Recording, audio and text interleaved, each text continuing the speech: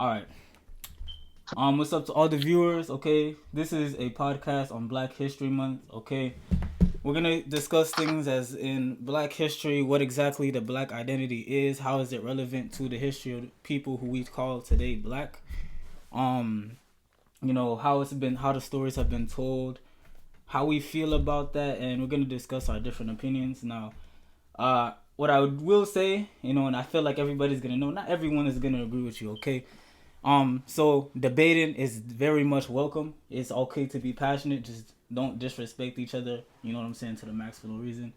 But disagreeing and all that stuff is all cool. You guys can also, if you guys have any information you guys want to add, or you guys want to cite sources, you can put that in the history chats as well. Or I might even just make a debating chat while we're in here. So like, you know, um, you guys can just leave sources and whatever it is that you guys want to say and do. And this is something me and Guardian talked about earlier, bro. This is a podcast. It's not an interview, okay? So I'm gonna be asking questions, but I want it to kind of flow like a conversation. So like I don't want it to, like last podcast I noticed like it sounded way too much like an interview. Like I was just asking questions, people were answering, people were going on mute when I wasn't asking questions. Look, it's again, I want it to be a conversation. So, okay, so don't be afraid to add whenever you feel like you need to. Um, so yeah, so I'm gonna just have you guys introduce yourselves. Okay, I'll start with you. What's it called, Guardian? Just introduce yourself, tell you what you do, then I'll call you by name. Hello. Um, I go by the name Guardian Deity. Um, so far, I look into Egyptology, and I'm quite so far into a lot of history and also Black history. So yeah, that's a little bit about me. All right. What about you, John Smith?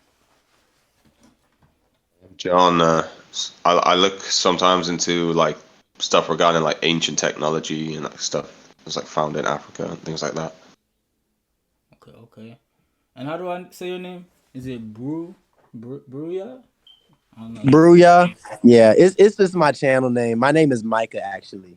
So y'all can call me Okay, Micah.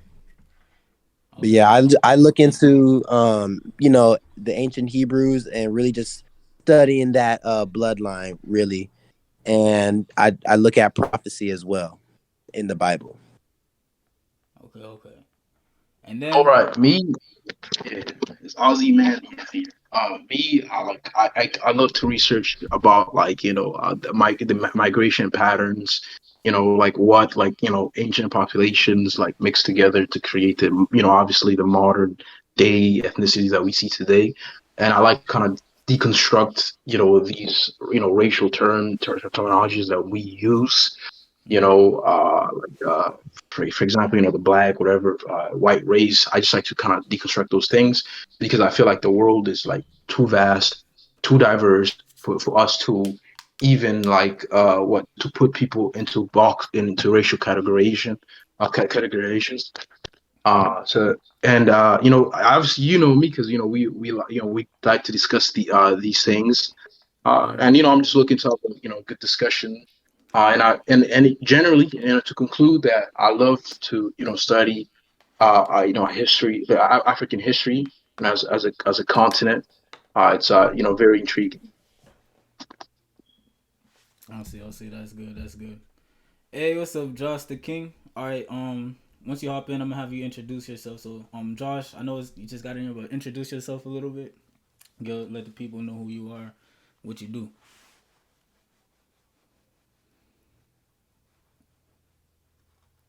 Yo, yo, is your mic good?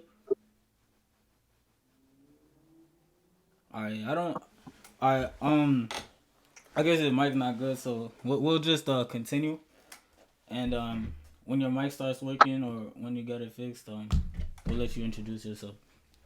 But So yeah, we were discussing about the I guess that you said 3,000 years ago migration. yeah, Like I Right. used to about let's 5. Go ahead, go ahead. yeah, let's add background context. Okay, so um, I forgot your name. I started with an M, right? Micah. Oh, yeah. So Micah here, he was talking. So he believes that the Hebrews were black people, right? And so Right. before we were talking about like the old populations there, and he said that he actually found genetic links and links to people. You said West African people specifically, or which peoples?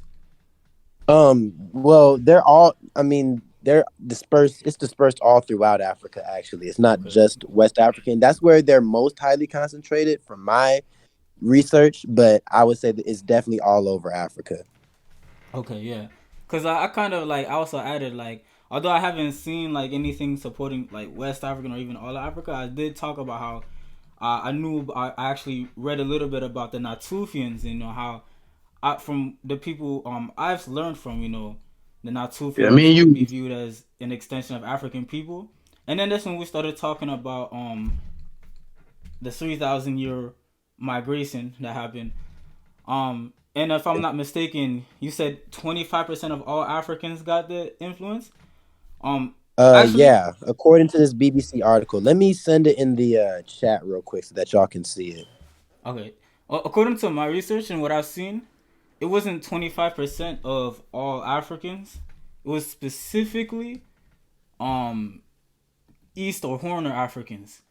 The rest Yeah, of me. If Africa you had a 5%. But yeah, what are you gonna say? exactly.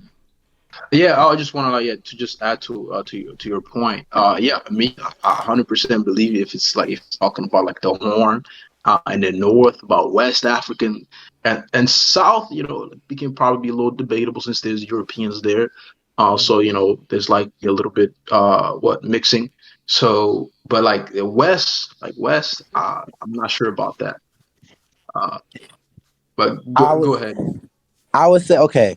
I would say that how it happened from my point of view, if you because I just sent it in there so y'all can follow along. It says that researchers extracted DNA from a 4,500-year-old skull that was discovered in the highlands of Ethiopia, which is East Africa. A comparison with genetic material from today's Africans reveals how our ancient ancestors mixed and moved around the continents. The findings published in the journal Science suggest that 3,000 years ago, there was a huge wave of migration from Eurasia into Africa. This has left a genetic legacy, and the scientists believe that up to 25% of the DNA of modern Africans can be traced back to this event.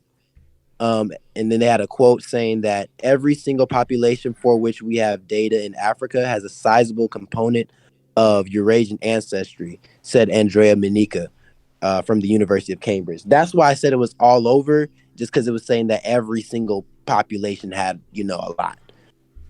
Yeah, Okay. to Ethiopia. I mean, I love how it quotes. I mean, it referenced Ethiopia, which is like highly believable since Ethiopians, especially if I mean, I don't know what type of skull that they probably or I mean what like I don't know what like maybe the skull belonged to a certain tribe or something like that. But yeah, like Ethiopians do have a high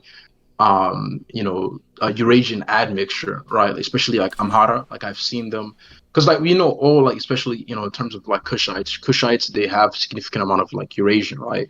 But like Right. the I guess whenever scientists are trying to like determine if you have some Kushites or not, is that they always try to compare it with I think Somali samples, since Somali samples are like I mean since Somalis are the purest, right? So they try to like compared to everybody else, right? And usually like Ethiopians, Amhara, like they have a higher, Eurasian components. Like because I've seen one on like on Jet Match, for example, just one Amhara, like he had like 65% Kushite, right, and about another extra like 25% what Right. Yemeni, right? I think it's probably because I mean, they speak a Semitic languages, although they're Right. Cushitic, so it always has to like, we can deduce that sometimes, like especially when a population that speaks a language that is kind of contradictory to like its origins, it sometimes like it does kind of tell like they kind of mixed, but obviously not to like so it's not a, like I'm not saying it's like I'm saying like it's a dictator of that, but it's somewhat something. Right. Yeah, but yeah, that's that. So me bringing that up though was kind of to paint the picture of to show how the ten lost tribes and all the tribes, in general, could have been African. My next, another point of evidence that would be would be there's this place called Lachish in Israel, which was the site of a battle, and they ended up taking the skulls of these, obviously Jewish people, right? And they looked at their skulls and they found out that their skulls were dolichocephalic or dolichocephalic. I don't know how to really pronounce it perfectly, but and a dolichocephalic skull is the premier Negro type of skull. It's a longer head, longer skull, and that is really only prevalent in Black people. And I found like documentation like on multiple different Jews who do have this dolichocephalic skull. So and I also found that the dolichocephalic skulls are not present in Ashkenazi Jews, and I have a source to back that up as well. So it's not really a hate against them, but it's just setting the record straight and saying that okay, they're not really operating off of science when you really look at it. Mm, I see. Yeah. Well, Yeah. May I ask I how just old are these bones that they dug up? I'd have to go and check real like yeah, I'd have to check. But it should be from 700 BCE, so that'd be about 2700 years old from Lachish, yeah. Okay, I see. Almost 3000. Wait, so 27 years old, or you said three? Oh, okay, okay, okay, okay. My fault. Okay, I got you. 2700, yeah. Okay, yeah.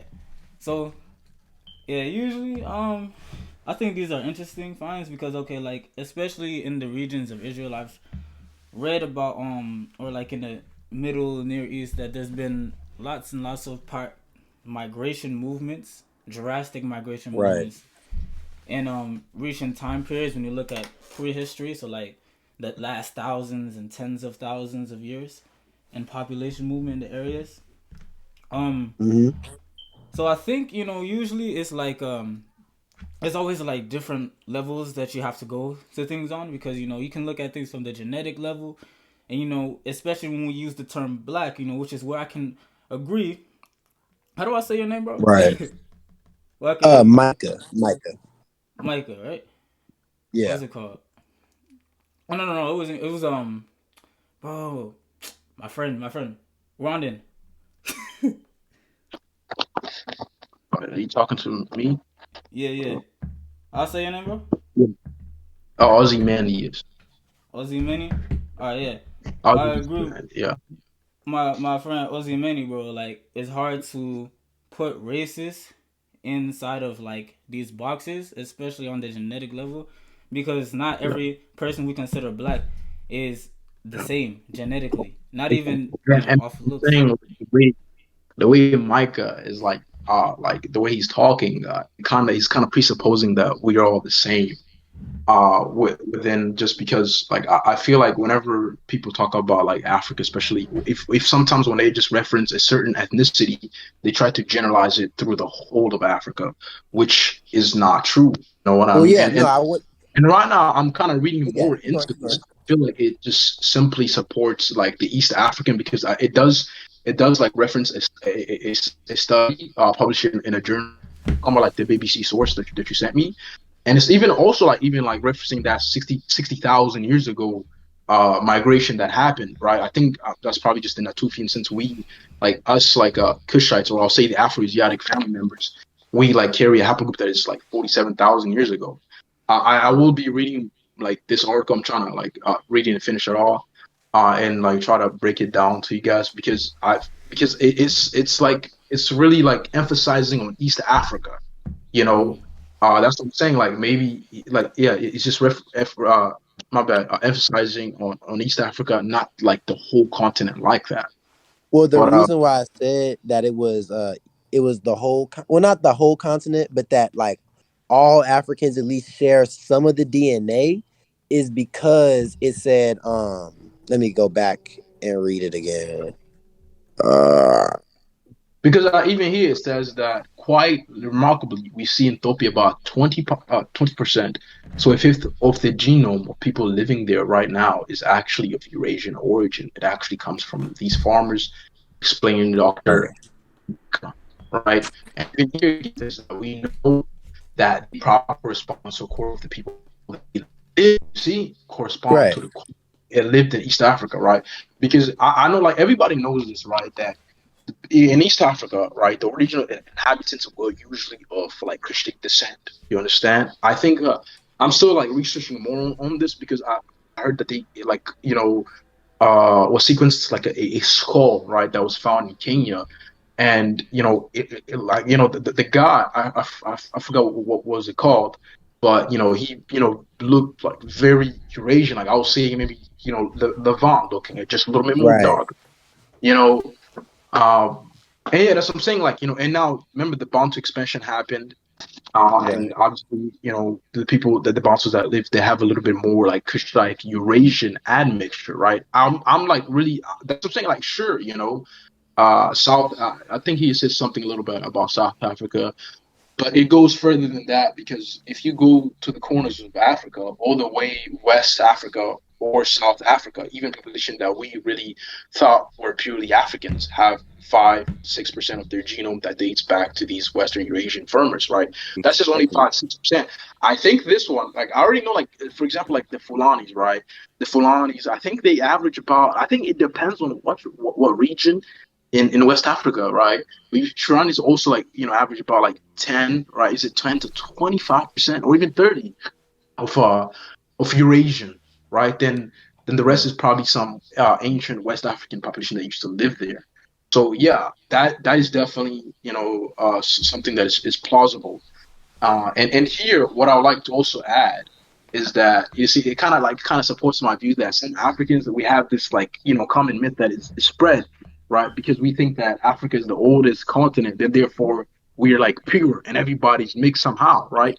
But that's obviously wrong because in order for like all these ethnicities that you see to this day, ancient population, they came together and they mixed, and even those ancient population, they were probably mixed by some ancient until because I mean we have only been here 300,000 years, 300,000, right, as Homo sapiens.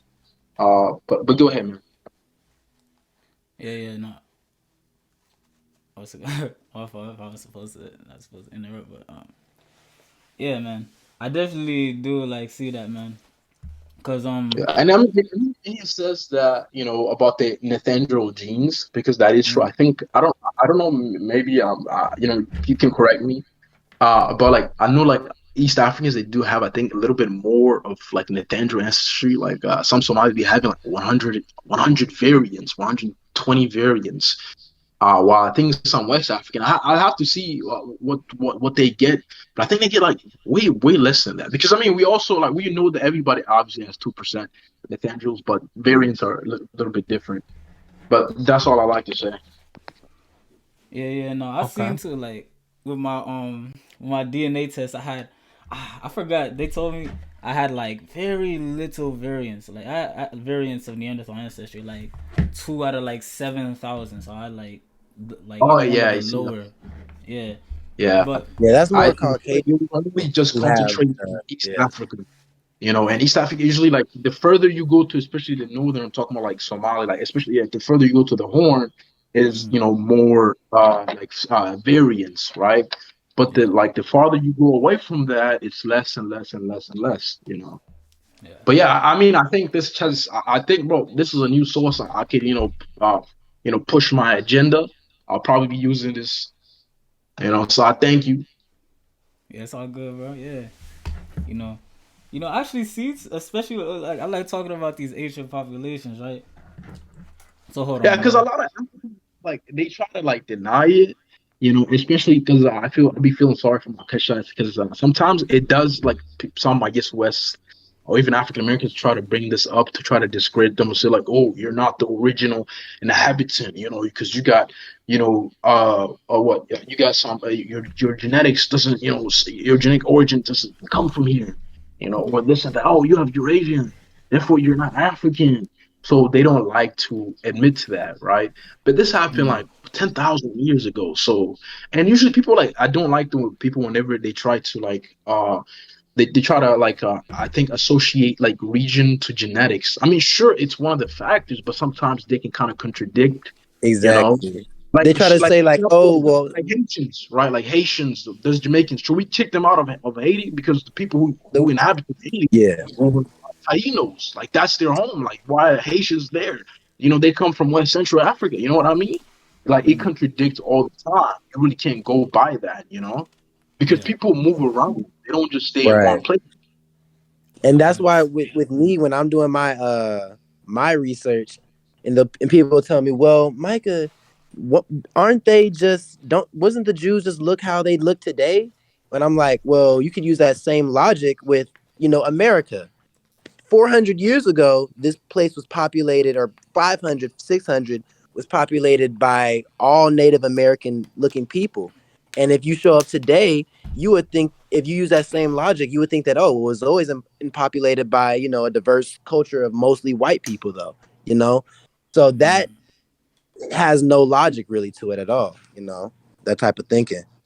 I mean, Native American, I mean, especially like what happened to the Native Americans, they do still like keep their, like, they still like, have their, like their genetics isn't really that much influence, I'll say, than South America, South America. Right. They're just not really that influenced as I have to see because I want to like study. That's what I'm saying. I want to really want to study about Native Americans, especially the DNA component. But I mean, yeah, you can. Like, it's not like something to what to disbelieve. You can still maintain that. I'm still the same from what else maybe 1,000 years ago. But yeah, what happened? It was like that was a very fast because I mean they were kind of like almost brought to extinction, and especially like what the Spanish did. You know, uh, you know what happened. I don't want to go too much into that. yeah, Right. yeah. I think the thing, especially with like that confuses people with racial categories, history, and like specifically when it comes to the context of land and who is indigenous to what land. And like you mentioned, the association with like a DNA from with a certain region. I feel like when reading these articles, right, and these studies on ancient populations, if you don't really have the information, you know what I'm saying? Like if you don't really know the prerequisites, you know what I'm saying? You don't have the You're just foundation. talking. Yeah, Exactly. you'll read, but you won't understand what you're reading. You get me? So like for me Right. personally, like as I was reading this, bro, like I was asking a lot of questions to other people who knew more than me in the topic, and I sort of like had to get in the habit of sort of thinking about this all of the time, just to barely be able to understand it and to be able to have a grasp on it. But I think yeah, like it definitely gets hard because if I just like I even talked about this recently, right, with my DNA test. People were starting to debate about what is Sudanese DNA, what is Sudanese Exactly. DNA. Because I mean, to be honest, bro, Yeah. like, did you guys ever see that article? Everybody in the world originally, apparently, like, at one point were Sudanese, like lived in Sudan, according to like, Right. oh yeah, Oh yeah, I heard about that. I heard about that. It's a new update. This is yeah, interesting. I want to know more about it. yeah, man. So it's like, That's you know, where because that's where the Garden of Eden was around. Yep. yeah. So And people said it was like, yeah. So like I see these debates, especially, like I see it's going on a lot now. Like who is the original Sudanese? Original Sudanese people. You give me where South Sudanese, the original Sudanese people, where people from North Sudan, the original Sudanese, Western Sudan, Eastern Sudan. The big problem, especially when it comes to the DNA test, is identifying what is a Sudanese indigenous ancestry. Because there's so many different And diverse people.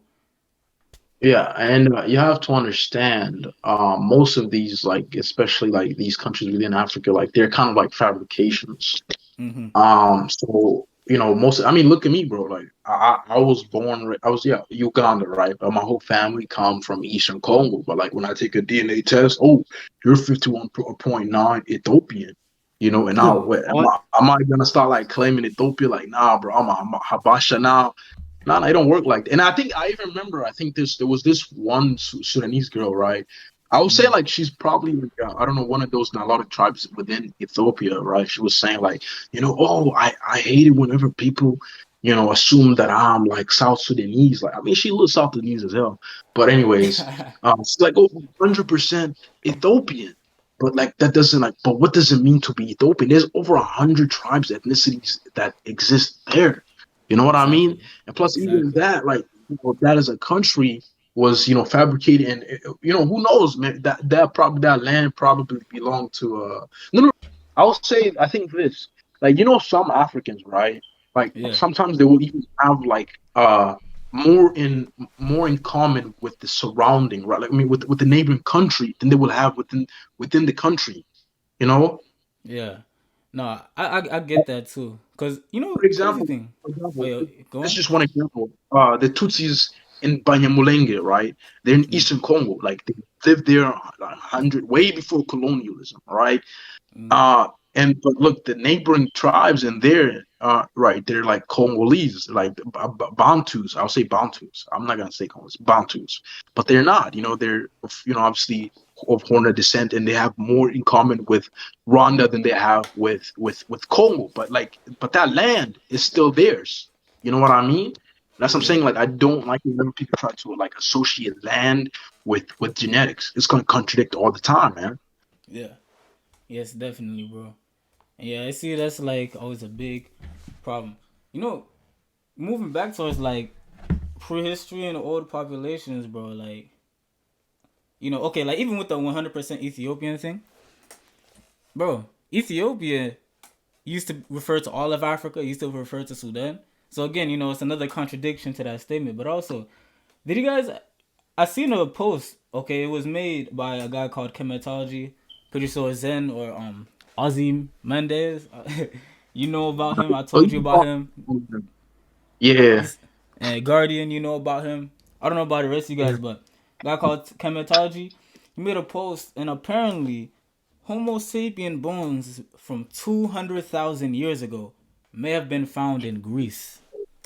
Now, I feel like that's kind of like it's kind of like a big surprise, because we always assume, like, before, I think people used to think that Homo sapiens only began like around 100,000 years ago, but now it's going back, and now we know like kind of existed a little bit longer. But like for Africa, for like people, Homo sapiens, a species that originated in Africa, for them to be in Greece around 210,000 years ago, and this is before like, I mean, this race didn't really exist, but especially like the That's newer the races we see, like whites, this this is Asian, exactly huh? this is exactly what I've been trying to tell you, right? And it's Yeah. because whenever I try to bring about this with my other like Kushite brethren, whenever they try to deny of the Eurasian admixture, right? It's fun. Even other, right? Even some other Africans, right? We've been here, right, as Homo sapiens 300,000 years, right? And you expect us not to move around and come back? Like, come on, bro. Even three down the line, right, before Homo sapien, there was Homo erectus, right? There was a Mm, freaking tooth. Their tooth was found in Asia, right? So if their tooth, if these guys were migrating to Asia, they were all of these other regions. You think us Homo sapiens, we're gonna stay in one spot? Nah, bro, we're gonna be moving around and we're gonna come back. You know, exactly. Exactly. Because people, they like to explore, man. But yeah, okay. Let's Since we talked a lot about these ancient populations, we can still talk about them, but I want to also bring it more towards like people who aren't really into like genetics and all this type of stuff, Let's shift the conversation towards something they can understand. I also want to get John Smith and Guardian and Josh, what I'm saying, involved in this. Um so, based off of all of this, it seems like a big thing about black history, or the stuff we call black history, the history of people we call black, and the history of humans is kind of like it's told, it might be misrepresented in the way it's told. And how do you guys feel about that? I would say that it's misrepresented by the people who are in power. You know, Mm, if you are in power, you're not gonna tell on yourself for free. You know what I mean? There's no reason to do that. That's not how you That's not how you would play chess, in a I figurative see. term.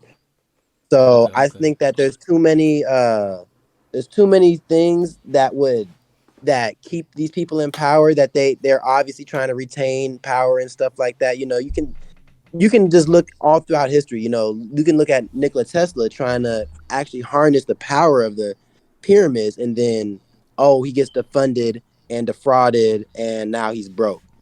That stuff always happens. So I would say that people are just trying to cover for themselves, really. I see. I see. How do you feel about that? John Smith. The way that they use in sport, like the NBA and stuff like that, is like all just a distraction from like the African Americans and things from knowing their true power. So it's like the guy was saying just now that how they play in chess and that they're not telling you the truth of what people owned or discovered or technology wise as well. Ancient technology, what they relied on, things like that, or like the pyramids, how they was like made. These things like taken away and stuff. Mm. Uh, I mean, this information is like, I'm not sure, bro, because I know people are always trying to bring some sort of conspiracy theories that, people are not showing the true info. But like me, bro, this is online, dog. Anybody can research Right. this. They're not hiding it, man. There's no big bad. Because I try to give the governments, what some, what, I don't know what do you call it. I would say An something like. Illuminati or something. I try to Keep give monopoly on it. some people, like, I'll say that I think they'll do a way better job to hide something, than these other. Because I mean, if you know it, then that means they're not hiding. But anyways, but I'll Well, like I'll try say to. this really quick, really quick, really quick, just to combat that point to a tad bit. If they try to hide it with all their power and with all their might, now they're kind of drawing attention to it. You know what I mean? The best way how to hide something would be in plain sight. So that's my little 2 cents. Leave But it keep going. alone and that. They just leave it alone. Let Exactly. people find out themselves subconsciously, subliminally. Or it Yo, just but works in their favor. add something as well. Like, first of all, like, there's no such thing as Black history. No, no, no. Sure, like black in terms of African American. Yeah, that's Black history. When people usually refer, whenever I hear Black history, I usually hear it just referred to, African Americans and what they went through in America. But Right. to compare to the whole like the African continent, no, bro. There's no such thing as a Black African, because especially, and I don't like that generalization. And you know me, bro.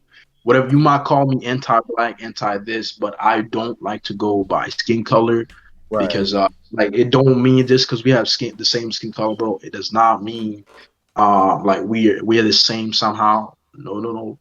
I'll say this too, and I'm a Black American, but I'll Mhm. say this: the designation of black came from, it's an exonym, meaning that we were called that by other people. And if you actually look at where it started in Portugal.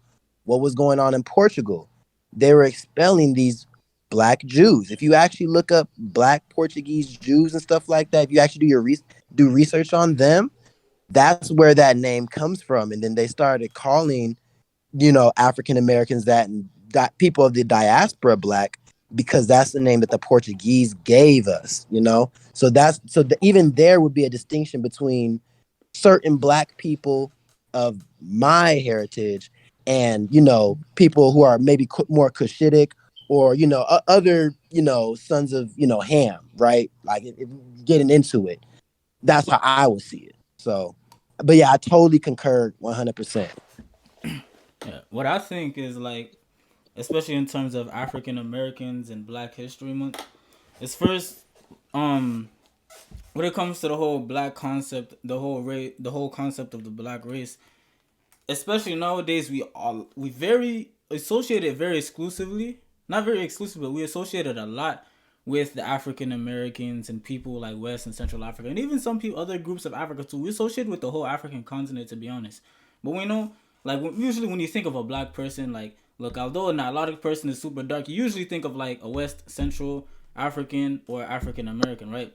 first, what you gotta understand too is like why exactly.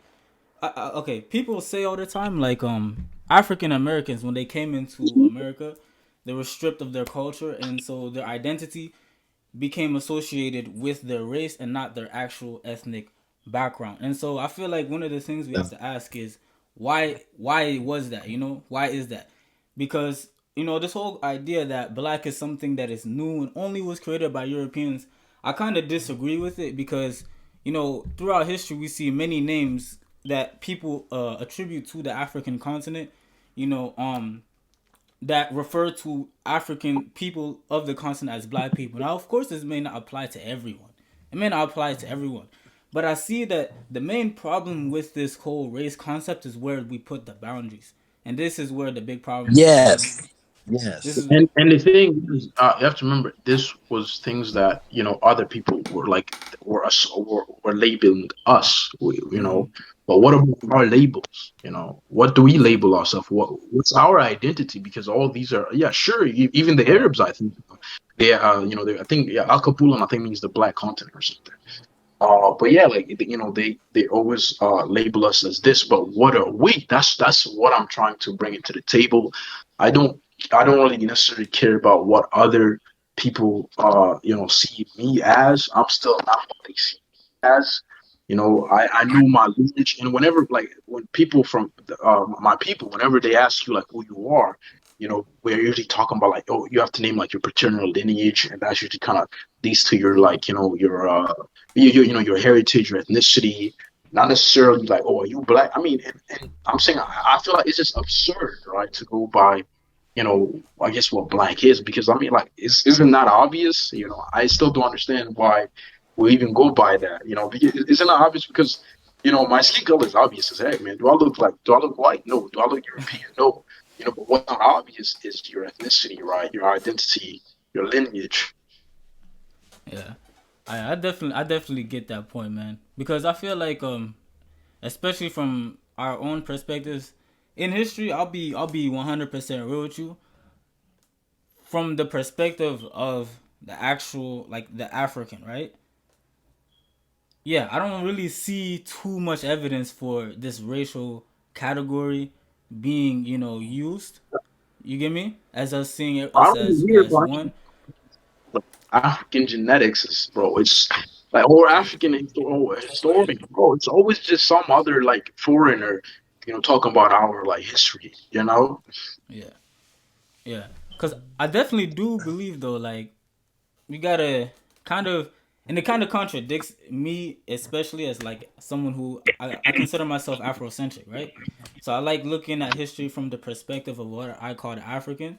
But obviously, look, I'm gonna contradict myself, especially when carrying certain types of beliefs. This is kind of inevitable because this is something that's very complex. But I do have to sometimes acknowledge, hey, when we talk about this race concept, do we not see it because we're looking? They're looking from the outside, looking at us. You get me? They're outside looking in. If that makes Right. sense, versus And us, I mean, like, even We can't define ourselves from somebody who has no information about us, really. You know what I mean? yeah, that's why I That's never how I would say understood. it. Go ahead. I I mean, never, like, think I never about if you understood. went to India, or like, let's say you go to like that Indus Valley region, India, Pakistan, all those different places, and you call them all brown, right? And you lumped them all together. Like, just think about how that would look. And I think that it kind of puts into perspective of what has been going on with our people, you know.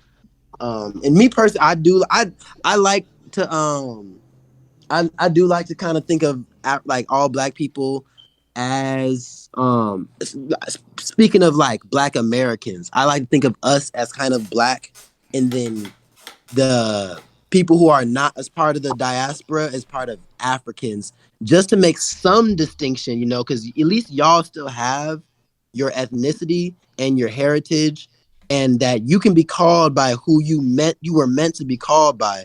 We do not have that right now. And I think that when you lump everybody in together, now you're not only taking away our history, but you're also just foregoing your history, that which y'all still have. So Exactly. And I mean, Yeah. Micah, you have to understand that. I mean, yeah, African American is an ethnicity by its own right, and I think that's what I'm saying. That's the difference between African Americans and Africans, right? Is that you guys went by that color black. You know, your whole culture, you know, your whole identity was based on that. You know, but the reason whenever you see some Africans say that I'm not black, or even I think even some Dominicans, it's not that it's because we don't go by that. You know what I Right. mean? And You have your own culture. You know what I it's mean? our own identity. We didn't lose it. You know what I mean? You know, we didn't. But you know, but to you guys, you guys, you know, what made your whole identity, right? Constructed your own identity by blackness. You know, Right. I mean, but I even hear sometimes you guys like I think even you guys I think even you guys like to call yourself or go by even soul or something like that. You I said don't know, what? like soul something, Okay. soul this soul that. I think you guys even like to go Soul by that. Brothers. Right? I don't know Yeah. much. I always hear about this a lot of stuff. But yeah, I would man. say that's not super popular, but yeah. Like it's kind of a part of the culture though, yeah. But keep going. Oh yeah, yeah. That's all I just like to say. You can continue. All right, but okay, I'll ask Guardian. So I know, look, me and you, we've talked in the VC a lot about this stuff about black people, right? The African story, specifically not in context of what the black identity is, but looking at powerful people who we can consider revolutionaries in Africa who were, if they were still alive today, they would have made a very big and impactful change. You know, I know we talked And about. I I would think the like guy was to called Lumumba. I interject think real quick. Patrice. You know, I we want to talk. I You want said to what? interject real quick. Like I'm sorry, I'm interjecting. No. Because I forgot to this. One of Micah's point is that, like, I know, like, because although sometimes, although that we're, introduced by this information, sometimes, like, some of us like to look as the same, as the same, right? So I think even African Americans like to look at, especially West Central, all of West Central, like, as the same, right? You know, hold on, I kind of like my point flew across my head. Oh yes. I kind of sympathize with the way African Americans kind of look at the African continent is because they are admixture of those ethnicities, of those tribes, those clans. So it makes sense as Right. why they will kind of look will try to have a more solidarity with those ethnicities, right? Because we don't know, right? You know, They keep going. share, My bad. yeah, but they don't know the history, right? The history because some of us African tribes don't like each other, and they don't have to because we're not the same. We're highly different, and sometimes yeah, like whenever they see some other Africans fight, they say, "Oh, you're letting the white man win," but you don't hear this whenever a Korean and a Japanese fight. You don't say, "Oh, you're letting the white man win." Because I mean, if you know the Korean and Japanese history, you will understand why. You know what I mean? And even Right. themselves. I mean, look at them. Like I can't even tell the difference, but they don't like to be associated with each other, and that's what I'm saying. And I want to put that because look, Asia's diverse as well in its own right. But people don't like attribute those the things that they attribute to Africa onto Asia. You And know?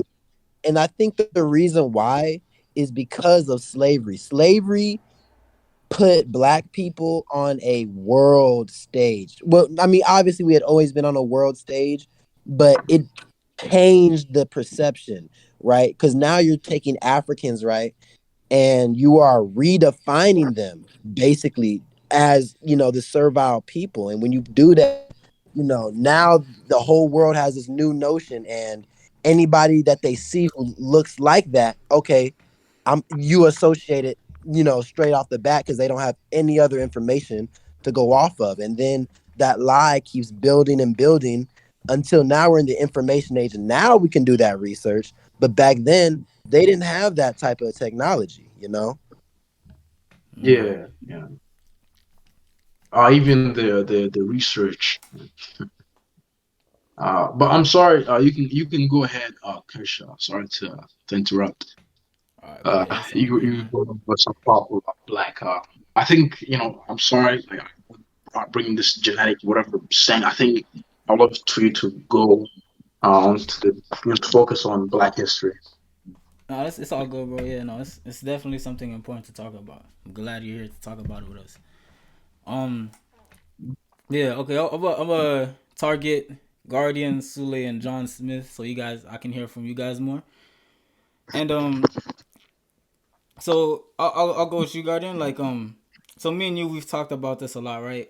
People like Patrice Lumumba, John Greng, and many other people. In recent African history, okay, in the last couple of decades, and in the 20th century, people who would have changed the face of Africa and its countries and the nations, right, and would have definitely brought us to like a better places than we are today.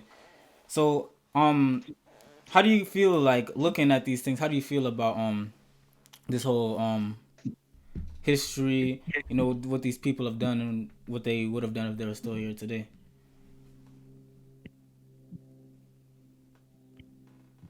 Um.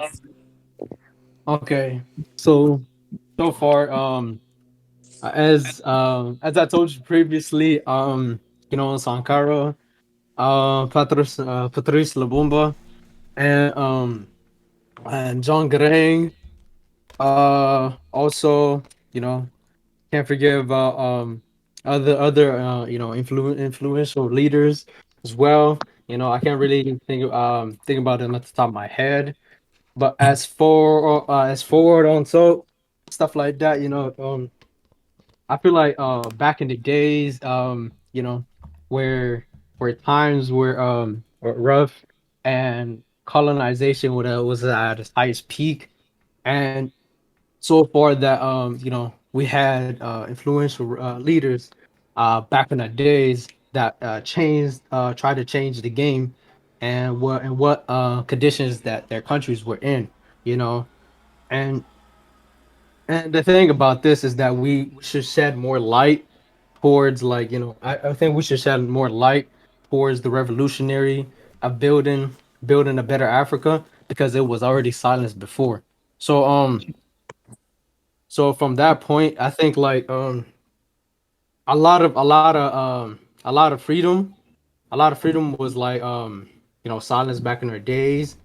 So far on with Black history and stuff like that, as much time as we don't have with this history, I think we should spread more expression and more information on how to become a better civilization, as to connect Black people together, and so far on. Yeah, cause I realized too, like when we were watching the videos, people were saying that when these leaders were around, people didn't really appreciate them as much as they should have, and only realized the value that they had when, unfortunately, only when they were gone, you know. And so Right. it's like, I And feel look, you like can that look is at, definitely true.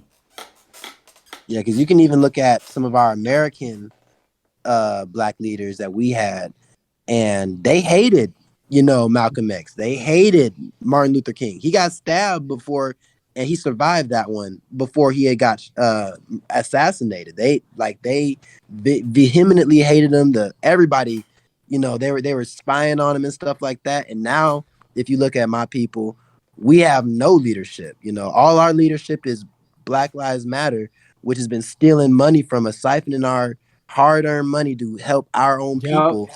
You know what I mean? And Yeah. we're kind of destroyed right now. Like that, we are literally, there's like our culture's dead. There's like all the parts of our culture that, you know, like obviously we still have good parts of our culture, but if you look at the pillars of our culture, if you really look at our music and stuff like that, that's not a culture that can is gonna give you excellence. You know what I mean? That's not Black excellence culture. We used to have that. If you look in the 1920s, we used to have that. But then you have KKK bombing our towns. So it seems like every time we try to get up, we get moved down. I think one thing with our people is we got to know that the fight is not over. I think with all people, who are down, we have to know that the fight isn't over, and that we have to keep pushing and keep striving to, make a better world for our children and for our descendants. So Yeah, no, I definitely agree with that. And even to like how you mentioned, how you and Zen were talking about earlier, this whole they versus us, them versus us situation. And I think it's really important to identify the them. Who is them? Who are the people who we say are destroying our people, Oppressors. our history and all that type of stuff, right? And sometimes I feel like we have to realize that sometimes our own people are the them. They are the ones Yes. who are destroying us. You know what I'm saying? They're the ones who are helping. Helping. Like coons. They're doing the work for the other Right. people.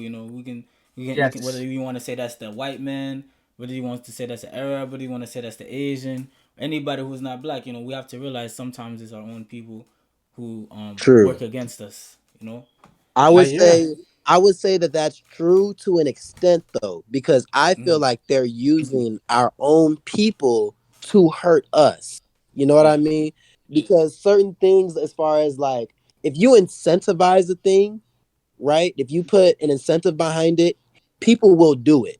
And you can see that with rap music and spreading in that culture. Who's putting the incentive out there to speak this, hateful, these hateful lyrics? And it's not like I'm not above it, I like it myself. Like it's like because I Same. grew up on it. But Ah. but here's the thing though, like it does so much damage to our culture where we have to get to a point where we all say, okay, we do like this rap, we do like our culture. Can we at least take the negative aspects out of it, and build off of that? Because Yes. certain things, I mean, you look at Section 80 where they have incentivizing that a man cannot stay in the house with the woman, right? Because if the woman has like a man in the house that's like something for financial, she'll get her funding pulled, right? Mm, When you do that, you destroy the family structure in the black household. And so it's like our culture is influenced by what's happening to us. And they say, oh, well, it's just a reflection of the reality. Well, it's like, well, now you reflecting the reality. Mm. Your reflection of the reality is reflecting back onto reality.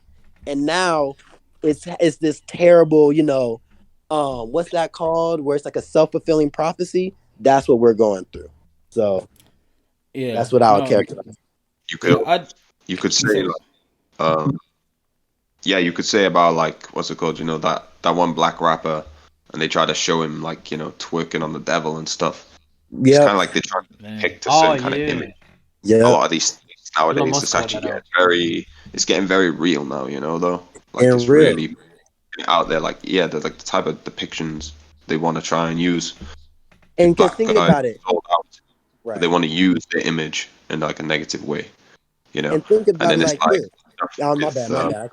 Cutting you oh off. yeah, it's just last point. It's just about the whole stuff like with like transatlantic slave trade could probably have just been the result of like black people losing their sort of touch with their better leadership and things, and therefore it's like that was kind of the punishment. The result it's like their whole American experience of like sort of seeming like an outcast or in certain ways having these things taken away, but these things just is where they sort of fell astray. These were like the results. Right. I Yeah. just to piggyback off your point with the Lil Nas X video with him twerking on the devil, right? Yeah. You're starting to see a lot more satanic stuff, right, coming up in the black community. Just and it's not like they're not gonna force it down your throat. I mean they kind of are, but they're not gonna put it everywhere, but they're just gonna keep introducing, oh, he did this, oh, he did this. It's to condition your mind to be more, what's the word, receptible to it because you've seen it so many times subconsciously. Now if you see Playboy Cardi, rocking a pentagram, a satanic symbol, right?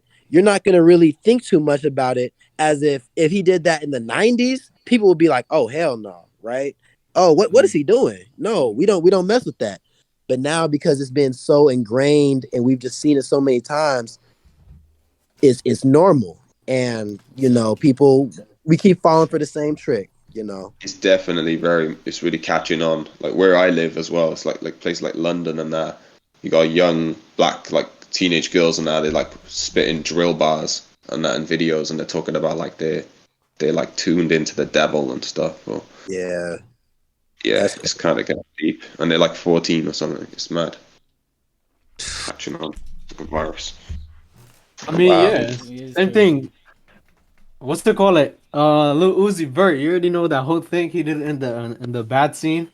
You know, you got people like him. Also, you got people like Yee on the other hand. He is one of those individuals that promote the whatever satanic or demon things, such as that in the lyrics as well. I feel like um as to this point is that like it's been promoted. I think this is just it's a deep rooted thing that's been has been going on for a while. I feel like for the most part, I feel like clean music that at least that I heard before. I shared it with I shared it with you. I talked with I think John listened to this type of music before, and also Bior, you did. This guy he went by the name of Akala. You see how he transformed a whole story into a rap. Yeah, you know what I'm saying. We should promote things like that, of that but nature. they don't get the funding though, do they? Right? Look, They whenever won't It say doesn't. it. people, It's whoever when it, controls the money controls which way our culture is going right now. yeah, even too, Yeah. whenever there's somebody out there to, I wouldn't just say empower, but to point black people or the what we call the black community, right, and black youth, and whenever there's someone there to point them in a good direction, there's always something that comes along to mess it up. Okay, always 100% of the time. Either these people, when it comes to the historical part, they get discredited and labeled Afrocentric crazy people. You get me? Or in the case of civil rights leaders, politicians, people who are changing, making big moves in the government. They usually get assassinated or something happens to them. And I think although like yeah we do in some way play a part in it, in some type of way, but not 100%. I think it's the fact that we continue to let this to happen. But I think what we see in modern times, especially with the rise of feminism and the extreme left views, you know what I'm saying? And things like the rise of single mother households and all that stuff, these things that have kind of affected a lot of what we call black communities or whatever are starting to Right. show across the whole Western world at whole. So it's not even just us Yeah. Stereotypes, yeah, suffering stereotypes from been it. popularized. Yeah. Something we people like. I remember like being in middle school and people. It was so common to associate having no father with being black. If you're black, it was a joke. Like you guys all seen those vines from like 2015 and those viners Oh making jokes yeah, like you get what I'm saying, like the no father, like stereotypical black guy stuff, right? Now I'm starting to Right. see like but this is common, not just black. It's common everywhere, no matter what race you are. A lot of people live in single mother households. A lot of And people it's don't have a because of the father around. really quick. So me as a African American myself, right? I don't. I don't. I just use whatever term, right? But I see some like native Africans, Nigerians, they come to America, right? And now that they're in a place that does not accept their, original culture, they have no choice but to assimilate, and Yeah. that's it. And if you look at the kind of the subliminal stuff about assimilation, that if you really start looking like, okay, do they is this like a actual conspiracy or something that's going on where they want everybody to assimilate into one culture? You can definitely see that in social media with how likes are prioritized, follows are Yes. prioritized, people agreeing with you. If you go with the masses, if you are relatable, that is how you gain success, in today's world. You don't want to have a different opinion because, okay, that's how your post gets shadow banned, or that's how people start looking at you funny and you start arguments. You're not chill anymore. You know what I mean? That's where Exactly. that started. And it's sad for me to see Africans come here and then try to adopt our culture, right? Which is it's partially natural and partially, influenced to keep us down, because logically you would not want you don't want a race of people who have, been wronged by you to come and out of nowhere be as powerful as you, because now they may not obviously do some type of war or something, but they're not going to have your best interests at heart. They're going to have their own best interests at heart based off of Exactly. their shared unity and their identity. So Exactly. Yeah. that's what And I, I put that. yeah, and I think in the West, especially when it comes to like black people or people of African descent, we can just say the least, who live in these areas, what's promoted, what was first promoted to them is now being promoted to everyone. So I'll say things that are like bad and toxic for communities. That's what's being promoted, but I see it's spreading everywhere, and that's what I feel like it is. First it started off with being Globalization. it started off with being spread in like black communities. Is things that are toxic are promoted there, but as we can all see nowadays, right? Like it's not black people are not the only people who listen to certain types of music, raps. You know what I'm saying? We're not the only people who listen to drill rappers who claim to have killed many, many, many, many, many, many other of their kins. You know what Like, I'm saying? Yeah, that's promoted a lot. I killed Purposely another blood. black man today. Like we like think about that 30 like in the 60s, you know what I mean? Like Yeah, nobody would be going for that. Yeah, people look at you like a savage. Like, what is this crazy ass Right. mongrel looking? But yeah, bro. But now we but exactly, now we celebrate it. And it's not just us who's celebrating it. You have people who rap like this. Okay, now they go to the White House. Well, why are they going to the White House being celebrated for their musical achievements if they're driving up the crime rates, if certain things are exactly, happening to where it's literally making the country worse. Do our politicians have our best interests at heart? Doesn't seem like it. They don't exactly, even have it for the rest of all Americans, not just black people, I'd say, you know. exactly. Yeah, because I feel like, especially when it comes to the media, back in the day we can say it was different, right? Back in the day, they at least had Right. some groups that they cared about. Now it's kind of like people they don't really care about anyone, and the main way we see this, with cancellation. Like I hate to make bring this towards like like red pill and all this because it's not very, Right, it's right. not way too relevant to Black History, but in a way, like I can stretch it and say it is. But people who actually provide some sort of real value, what I'm saying, things like self love, honesty, self awareness, kindness, faith, like like all the unity, things like that, right? It's kind of like how do I say it? Like excluded, like people they don't want you spreading things like this, they want you to spread the majority, like the agenda that majority of people agree with, right? They want you to spread certain ideas that the media has told you should believe. You get me? And I think that's Right. where Oppression. yeah, yeah, man. And I think that's where like it kind of all starts at, or where it's kind of brought us now, like a lot of people can't really have or voice your own opinion. And just to bring it back to the Bible, right? Because Mm, that's what I like to do.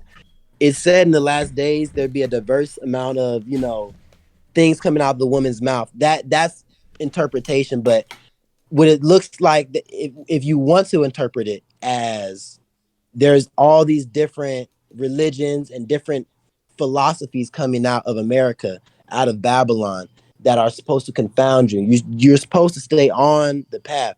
Like all of us talking here right now, everything that we've been talking about has been Abrahamic principles, right?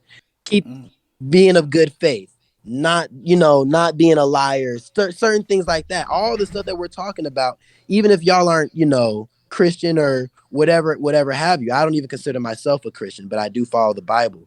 You know, mm, all these things, they're trying to take us away from that. And that's why the Bible says we battle not against flesh and blood, but against spirits and principalities. Because these spirits that they are trying to put on us, and it's not really like a ghoul, like a ghost spirit. It's just a spirit that, inhabits your mind, right? And it changes the way how you think, and how if you change the way you think, it changes how you do. And once you start doing certain things, now you are in the position to influence other people. And that's why we say we battle not against flesh and blood. So just wanted to add a little bit of biblical, you know, minutia in there. I see. I see. Yeah, yeah. I definitely see that.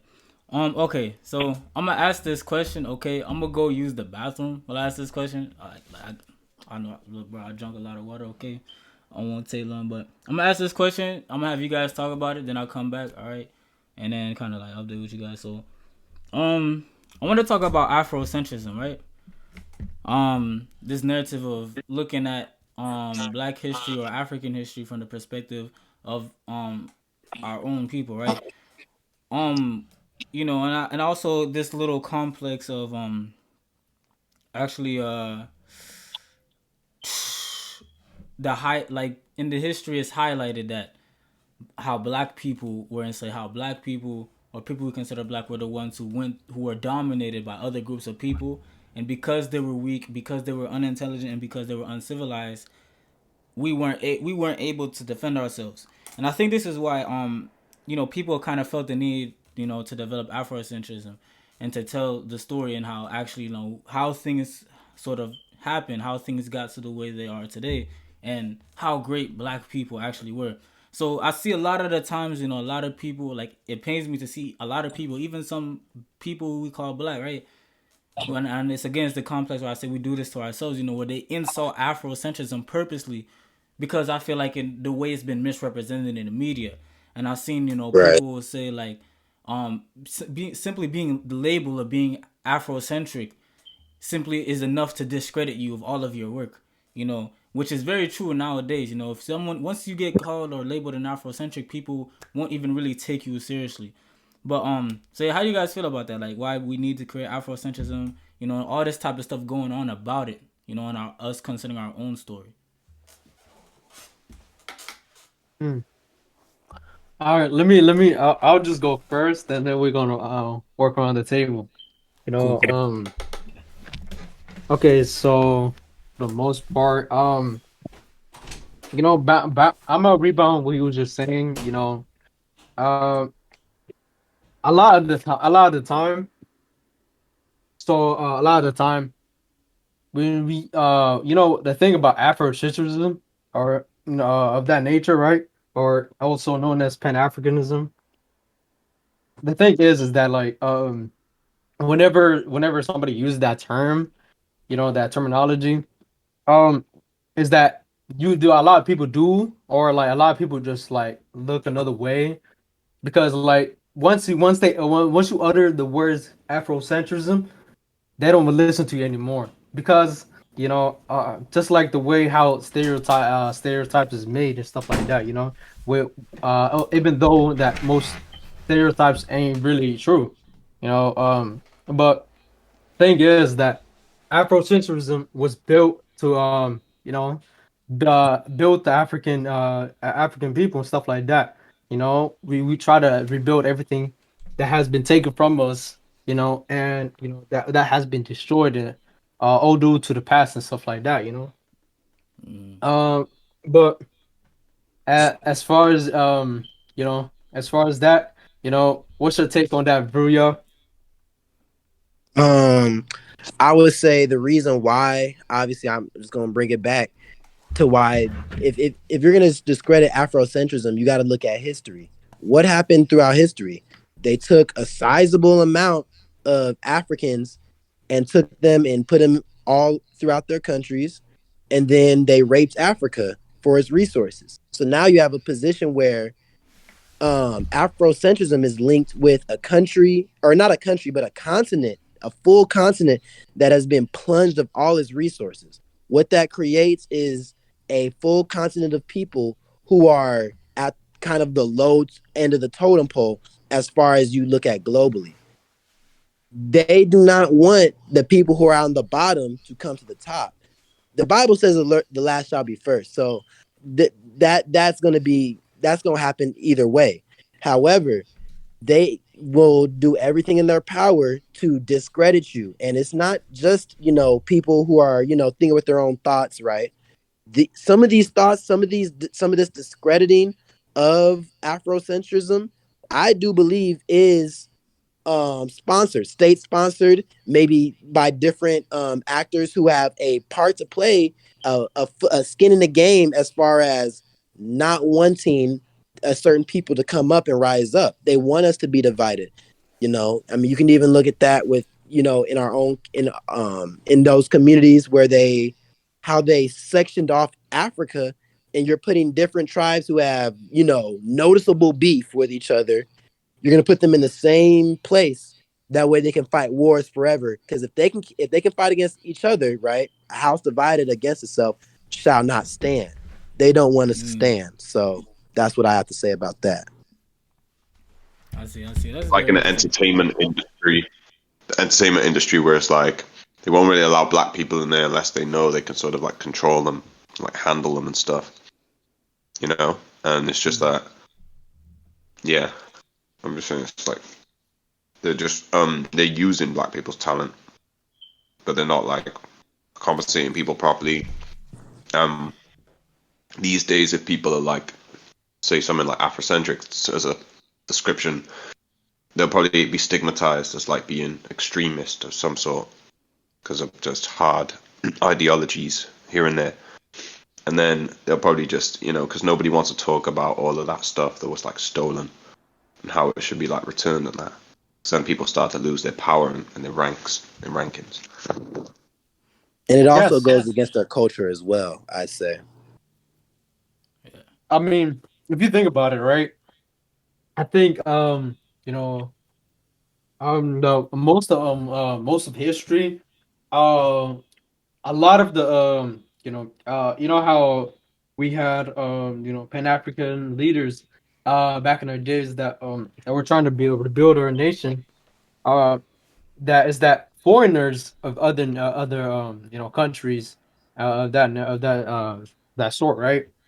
They try they use our people against us. So like um let me just say like you already know like Thomas Sankara, um what's it call it, Patrice Lumumba, also but this is not quite feel similar, but also how like with Mansa Musa, the thing is that like when his like when his either it was like his I think it was his brother or son when he took over the throne and stuff like that, is that he didn't know how to maintain that wealth and stuff like that, and then it got colonized, and then it was taken away from the Africans and stuff like that. So what the Mali was one of the biggest empires of that time, got Mm. stripped out of its wealth just like that.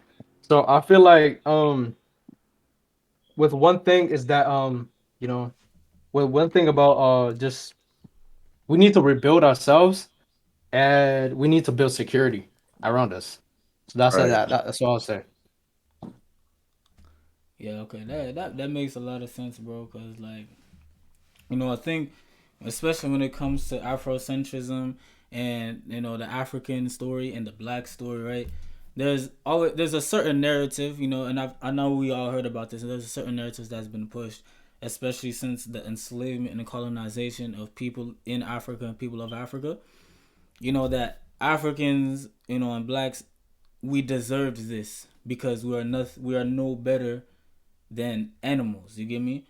We are no better than Mm-hmm. uncivilized animals, and that's the narrative. So I feel like the Dane, why and this is where we can talk about this them versus us situation within more context, because this idea of Afrocentrism, and that black people do have a history, and that we are intelligent, and that we actually have more value than what what I'm saying, what we can say white people and people of a certain background, you get me, try to say about us, it's kind of not true. We are people who are very civilized, just as civilized, if not even more civilized than the Europeans, for example, or the Asians. We're just as civilized, if not even more civilized than them. You know, we are capable of everything that they do, if not we are more capable. Of doing, we are capable of doing more things than them. You know, but it goes against the narrative. And this is where we talk about like, okay, ancient Egypt and this historical this history. Um, I think Akala has talked about this too. He mentioned it. And a lot of people too as well. The guy chematology I told you guys about. When things like bringing it to ancient Egypt, right? Even the kingdom of Kush, when these early Egyptologists and archaeologists were coming into Africa and seeing the pyramids in Egypt and seeing the pyramids in Sudan, seeing the statues of pharaohs in these areas in Africa, they had to rewrite history and sort of insert themselves into it. Right. Where I've seen people, early Egyptology archaeologists, early Egyptologists, actually tried to write Europeans into Egyptian histories and say that it was people migrating from Europe into Egypt who civilized the black indigenous people of Egypt. You give me the indigenous people of Egypt and Northeast Africa, and then now, they say that it was. I've seen claims that they say it was the Europeans who came and brought that civilizations, and that blacks or indigenous black Africans or anybody couldn't have contributed any major part worth noting into these great histories. You get me? And so, especially when it comes to these types of things, man, when the moment you lay claim, you make a claim to anything great, in history, you get labeled Afrocentric because again, it's a way to shoot down the danger that Afrocentrism and telling the African and Black history, story brings to the narrative, that colonialism, and we can say white supremacy brought onto Black people. Right. And really quick too, I think the reason why they have to insert themselves in Egypt, right? Because they're saying that there's this controversy of, is Egypt black? Of course it was black. Obviously, like Yeah, Yeah. exactly. you look at the Jews, right? Uh huh. Okay. Moses was a Jew. Mm. Moses was right. He was an Egyptian as well. So, and he had no Egyptian ancestry though. He was just Egyptian purely based off of, the queen finding him and taking him in under her wing. Mm. There's no way Moses could have been white. There's no way he could have looked like how they look like now. You know what I mean? Yeah. Yeah, Like, but they and said so that pokes a hole in their argument. That pokes a big hole in their argument. So they mm, have to take away your history to insert themselves because they aren't who they've been saying they are. And I'm not saying every single Jew, because if somebody lies to your father and he believes it and he passes it down to you, that's not your fault. So I'm not hating on Jews, right? But Mm. if you look at their ancestry, they're from, a lot of them are either from the Caucasus or from Cyprus, and I can get into that as well. I got studies on them. I So, see. but yeah, that's why they take away that history from y'all. Exactly, man. So yeah, like, but I mean, you going to you can continue. but yeah, like I seen, yeah, concerning the Jews, I seen like interesting things. Now I recently seen too, like there's this guy called G Steezy on TikTok, right? Sometimes I agree with some of the things he says, sometimes I disagree. But I seen, apparently he said that like some Jews are actually of Western Asian origin. And now the thing about Western Asian, we gotta question this whole Western Asian thing. When we're talking about genetics, because again, this is an area where there's a lot of interactions between different groups of people and lots of historical population movement in these areas the last couple tens of thousands of years. Especially when concerning race, I think is very important. Silk But how do you Road, feel about definitely the the Silk Road as well. My bad. yeah? So how do you feel about because he basically said it might be him. I probably could have heard it from someone else, but I'm pretty sure I'm really sure it was this guy who said it, that Jews genetically were Western Asian in origin, but then they started migrating to Europe, and then in the Middle Ages, this is when they started accumulating a lot more of the European ancestry. How do you feel about that? Is it wrong? Is it right? How do if you're since the one who studies Right. this? So from my research, he is 100% correct. Let me actually pull up a source really quick, and I'll send it in here. and it literally just puts out every single.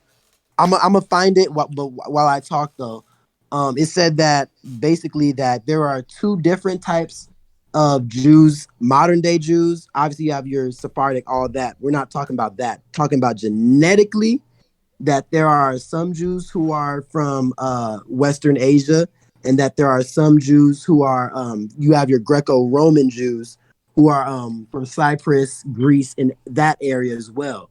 Your Central European Jews would be biblically your Edomite Jews, or or or I say historically your Greco-Roman Jews would be your Central European Jews, and then all those other Eastern Jews would be, would be those West Asian Jews.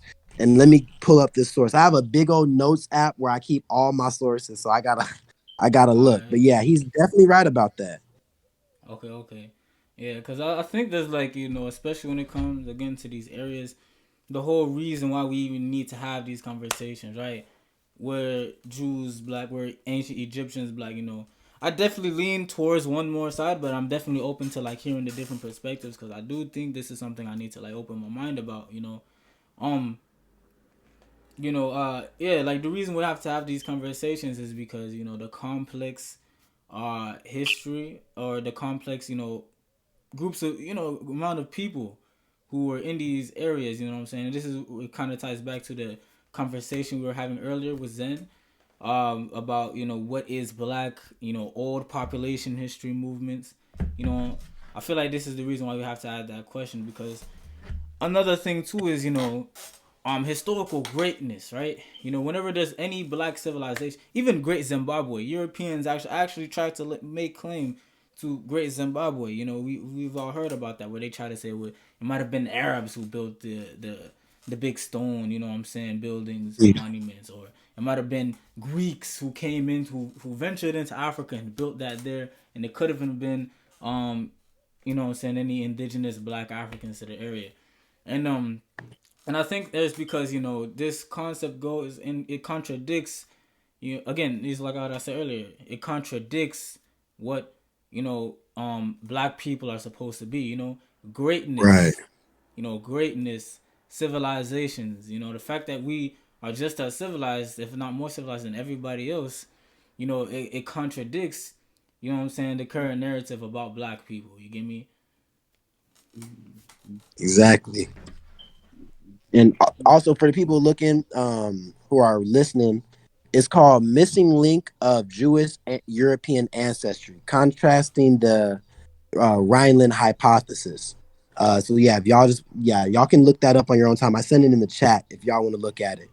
Okay, I But see it. under figure three, it talks about basically their all of their genetic, lineage. And this is not some fringe, this is this is an academic, it's called Oxford Academic Genome Biology and Evolution. So it's not like I'm just pulling this out of my, out of my, where, Yeah. right? Like this is real facts. I'm actually going to read it really quick just so that if I can get to it. European Jews are expected to cluster with native Middle Eastern or Caucasus populations, according to the Rhineland or Khazarian hypothesis. Respectfully, the results of all PC analysis and supplementary data, supplementary material show that over 70% of European Jews and almost all of Eastern European Jews cluster with Georgian, Armenian, and Azerbaijani Jews within the Caucasus Rim. So that would be your West Asian, right? Mm. Approximately 15% of Central European Jews cluster with Druze, which would be that's a Middle Eastern sect in Israel today, and then the other 85% cluster with Cyprus DNA. Cyprus is like a country that's over there. It's not in Israel, but it's close to it, and the Cyprus share DNA with Greek people. So that is why I say the things that I'm saying. I don't want to preach hate because a lot of if you've heard of Kyrie Irving and you know Kanye West, they really try to, label us as people who hate, other people. But this isn't really hate. This is science, And if you're gonna go against science, I can't have a conversation with you. So yeah, but yeah, I definitely recommend y'all to look at that. It'd be under Figure 3, where I just read that from. Okay, okay, I see it. And the Bible also says, that as well. If you look at Revelations 2:9, it said, I know. Let me actually get there really quick. Just to prove what I'm trying to say is actually supported by the Bible. Revelations 2:9 says, I know thy works and tribulation and poverty, but thou art rich. And I know the blasphemy of them which say that they are Jews and are not, but are the synagogue of Satan. Now, I'm not calling all Jews synagogue of Satan. I would probably say that it's probably a small percentage of Jews who obviously are in this 1%, because not every Jew is in the 1%, right? But I Mm. say it's a small percentage of Jews who are in the 1%, who are influencing a lot of this stuff that's going on. It's not just Jews who are in the synagogue of Satan. There's black people probably in the synagogue of Satan as well. But this is reinforced biblically, genetically, and if y'all want me to go further, I can show y'all, historically as well. Yeah, I see. Yeah, cause I definitely see or like I hear a lot about like how Jews they control the record labels and they rule the world and all this type of stuff. And Right. how they're the ones who promote rappers to promote these things to the rest of black people. How do you feel about that? Is it true? And how does it correspond with your research in the Bible and all this stuff?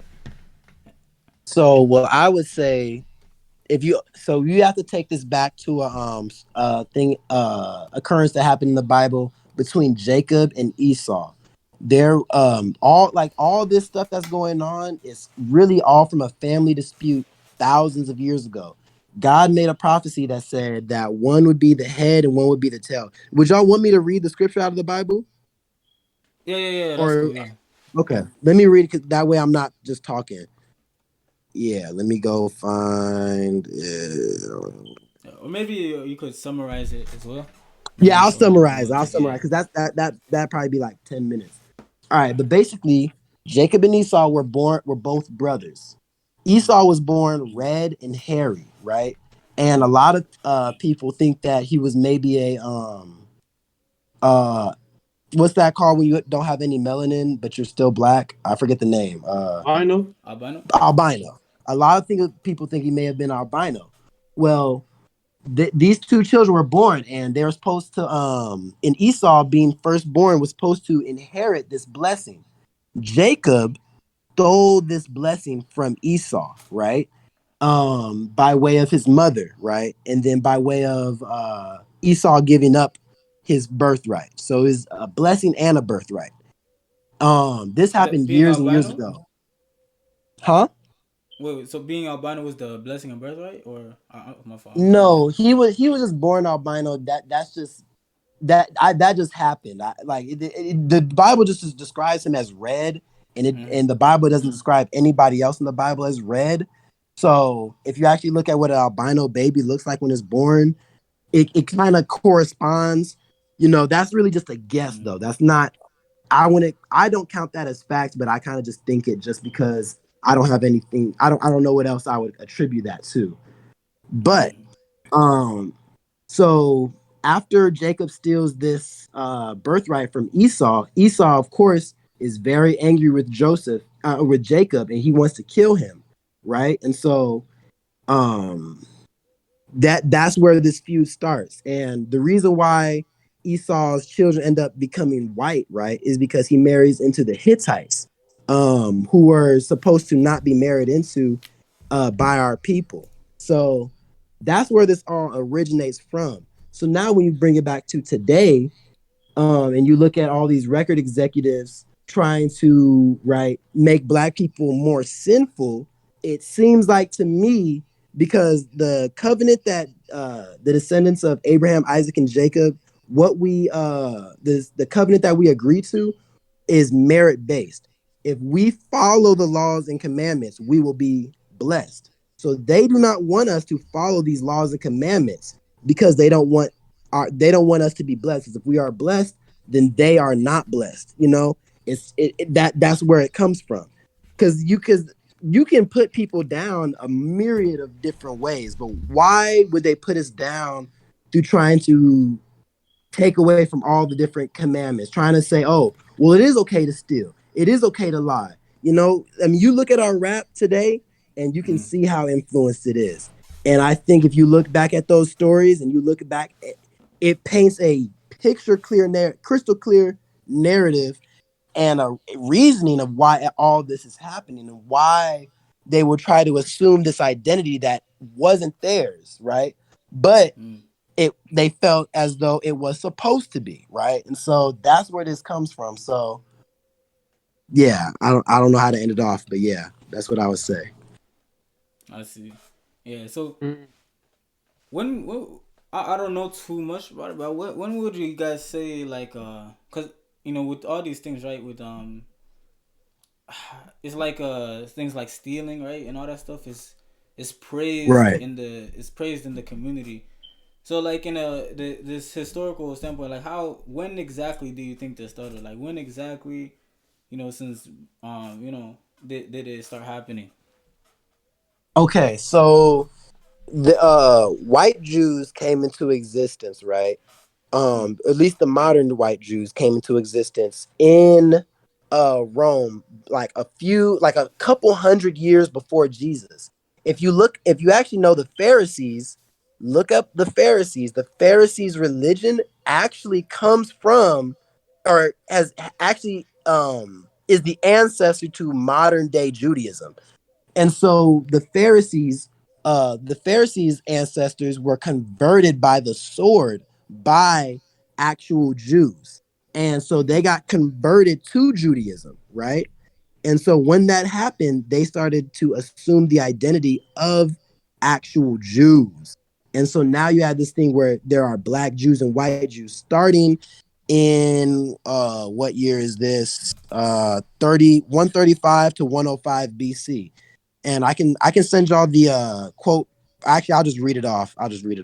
It said Hyrcanus, this is a Jewish king at the time, also took Dora and Marissa, cities of Idumea. Idumea is Edom, is tied to Esau, which is tied to the fake Jews. I don't want to call them fake Jews, but I'll just say the modern day Jews. I'll say modern day Jews, and subdued all the Idumeans and permitted them to stay in that country if they would circumcise their genitals and make use of the laws of the Jews. This quote comes from Flavius Josephus, who was a Roman historian from that time. This is not like this that like that's from before the year 200, Mm. when Flavius Josephus was alive. So this is a real story that's being developed, right? And so that's when they were created. And so they would end up helping the Romans to expel us from there. And now once we were expelled, because there was a prophecy that said that if we don't follow the laws and commandments, that we would be scattered, right? Mm. Well, a great I mean, the Bible said that the Jews would be scattered. We have been scattered all over the world through the Atlantic slave trade. And if you look at, there's so many Bible verses about this and historical context to back it up. I don't know how else to really explain it, but yeah. So that's where it was. That's where that started in the modern day sense, and ever since then, they've always been trying to not pose. I mean, they've been trying to pose as the actual original Jews, when that's just not true. And so they try to say that after the fall of Jerusalem in 70 AD, that all the Jews went up into Europe. Well, that's not true, because Jesus actually said, once you see the cities compassed with armies, know to flee to the hills.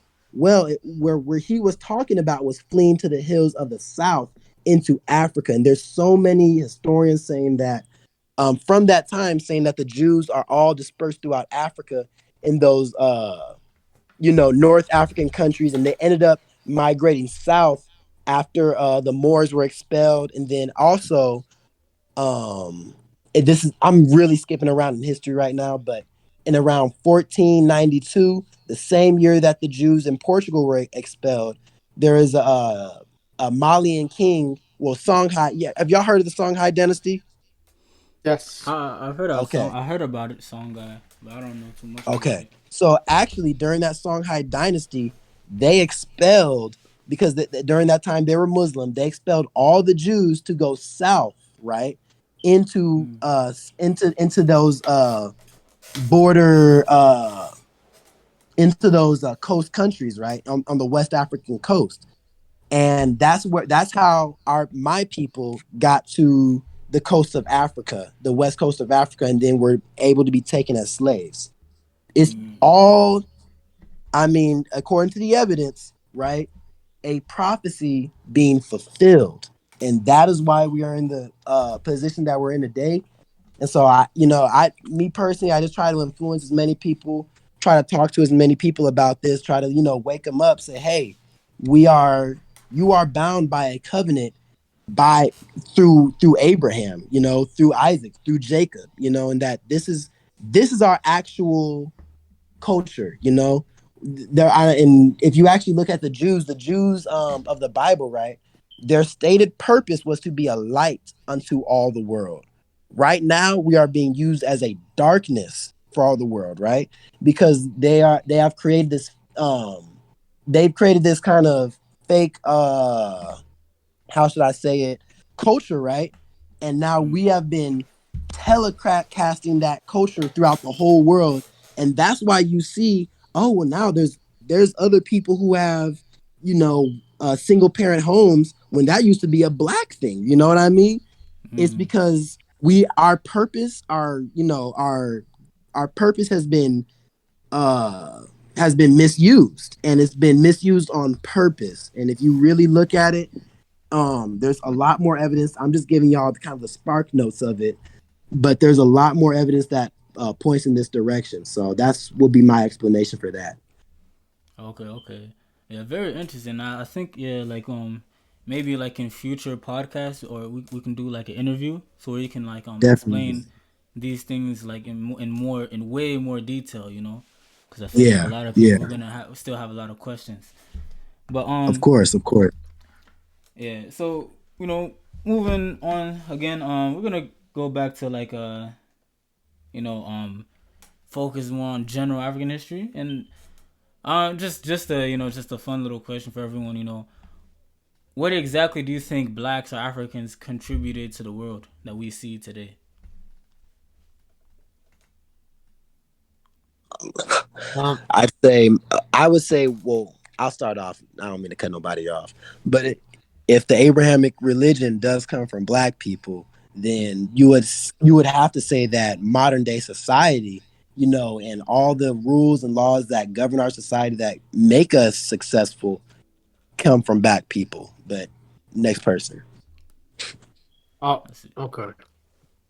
I mean, okay. I mean, like for an example, right? You said what they have black. Like, okay, so we're gonna talk about people, black people from America, black people from the UK, black people from Africa, black people from some Middle East, black people from Asia, black people are just all over the world, right? Mm, Um, I feel like they have played a lot. They have played a lot of roles. Because like most of what we use today, um, that has been contributed to, like black people have made countless contributions to the world, like in various fields, including like art, science, technology, politics, sports, and more, right? Like the examples are like for an example, like art, for an example, right?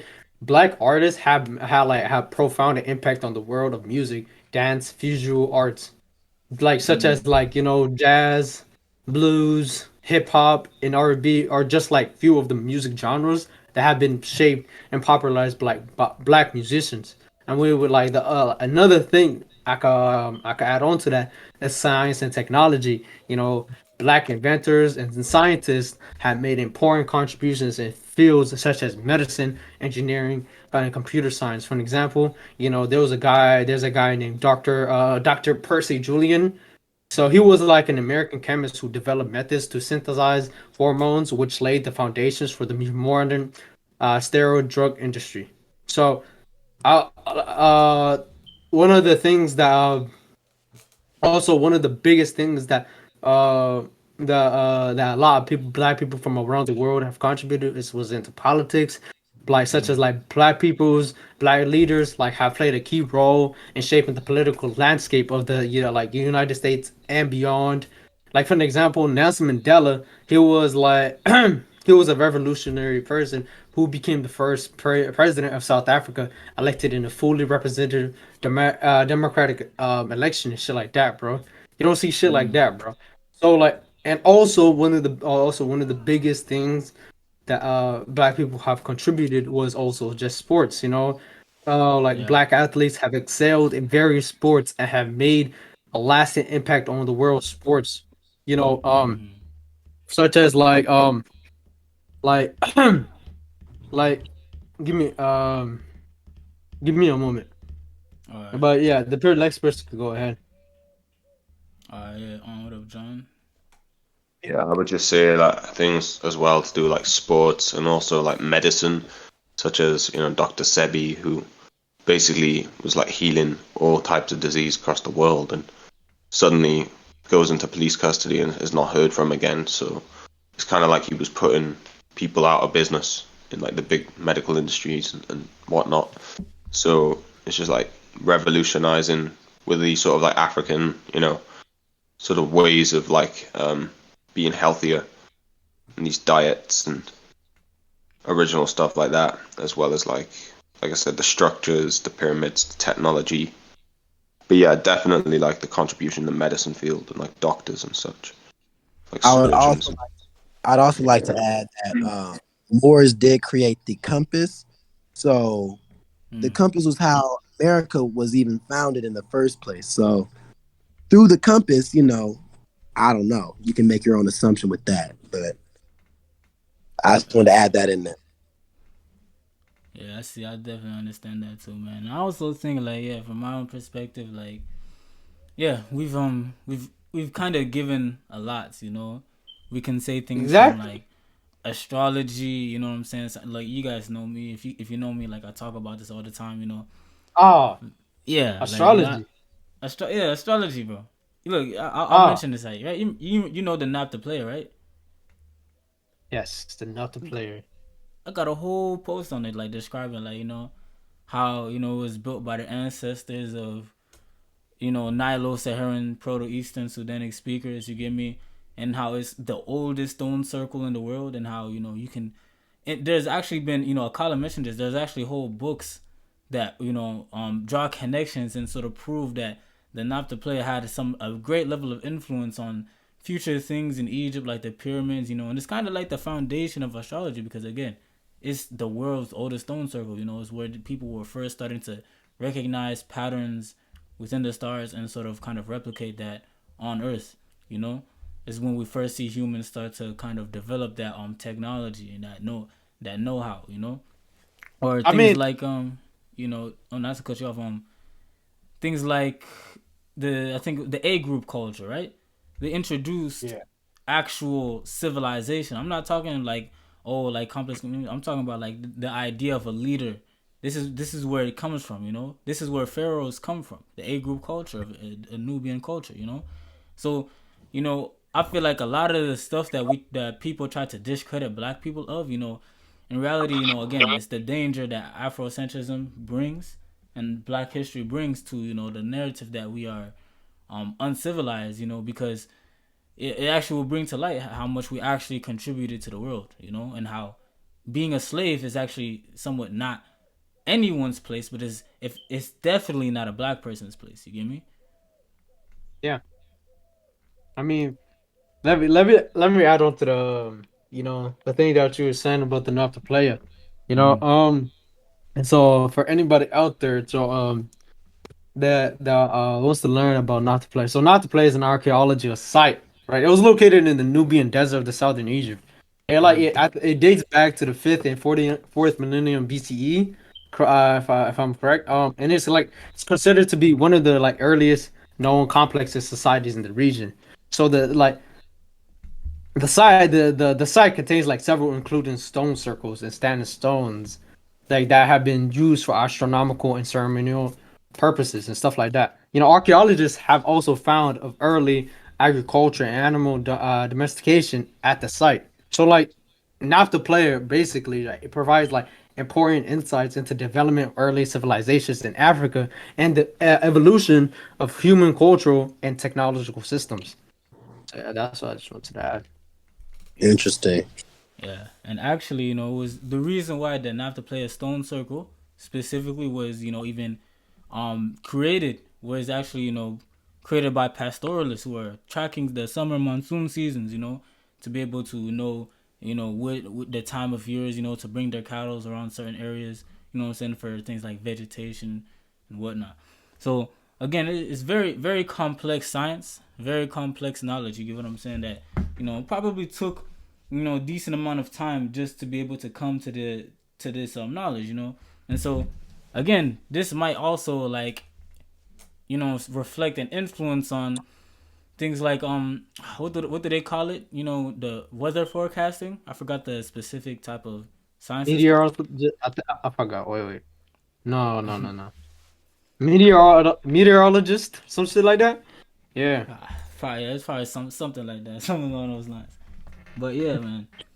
um so again, yeah, like, look, black people, right? The people of Africa have contributed a lot, so again, it's just how that story is taught, because when it comes to the world nowadays, they want to focus on a specific part of the story. They want to focus on the bad part of the story. So, you know, uh, since we're here to talk about this, right? I want to know, what is your most controversial belief about black people or black history? What's the controversial belief about black history? I'm about to think about this one. Yeah, cause John, you saying something? Oh, yeah. No, no. All right, my fault. I seen your little the little green thing on the rectangle letter. I was like, I was I would say my most controversial would obviously be black people being the true Israelites of the Bible, mm, but obviously that's supported by facts. So I wouldn't even call it really a theory at that point. I see. Yeah, I yeah, that's mean, bad. contro- I mean, for the controversial thing that I could add on, that it's like, you know, mitochondria Eve, stuff like that. That you know, we all came from one race, stuff like that. That nature, and also mitochondria and Adam. I think that is something that is very controversial, and that's like a lot of people agree and a lot of people disagree, man. So yeah, I've heard about that as well. And it's supported by science. So yeah. I don't. Right. Yeah, Or you just say that like I feel like the stuff with like Adam and Eve kind of started out in the Middle East or like somewhere like Iraq. But I don't think everyone would agree with that. I see. I just had reason to believe at one point. I see. Mm. I never heard of it. But yeah. Yeah. Yeah, that's interesting, man. Also, you guys know mines, right? Ancient I Egyptians, don't. what people would refer to as a hotep. You get what I'm saying? But yeah, definitely believe, it's off of facts. You get me? No, I have a question. How do y'all think that the pyramids were actually built? Like, Oh, because we've heard that it's not physically possible for these people to move these ginormous, stone blocks all the way to the top, right? So, what is y'all's theories about that? I feel like they um, just figured it out, bro. Like, not to cut anyone off, but like, I feel like especially too.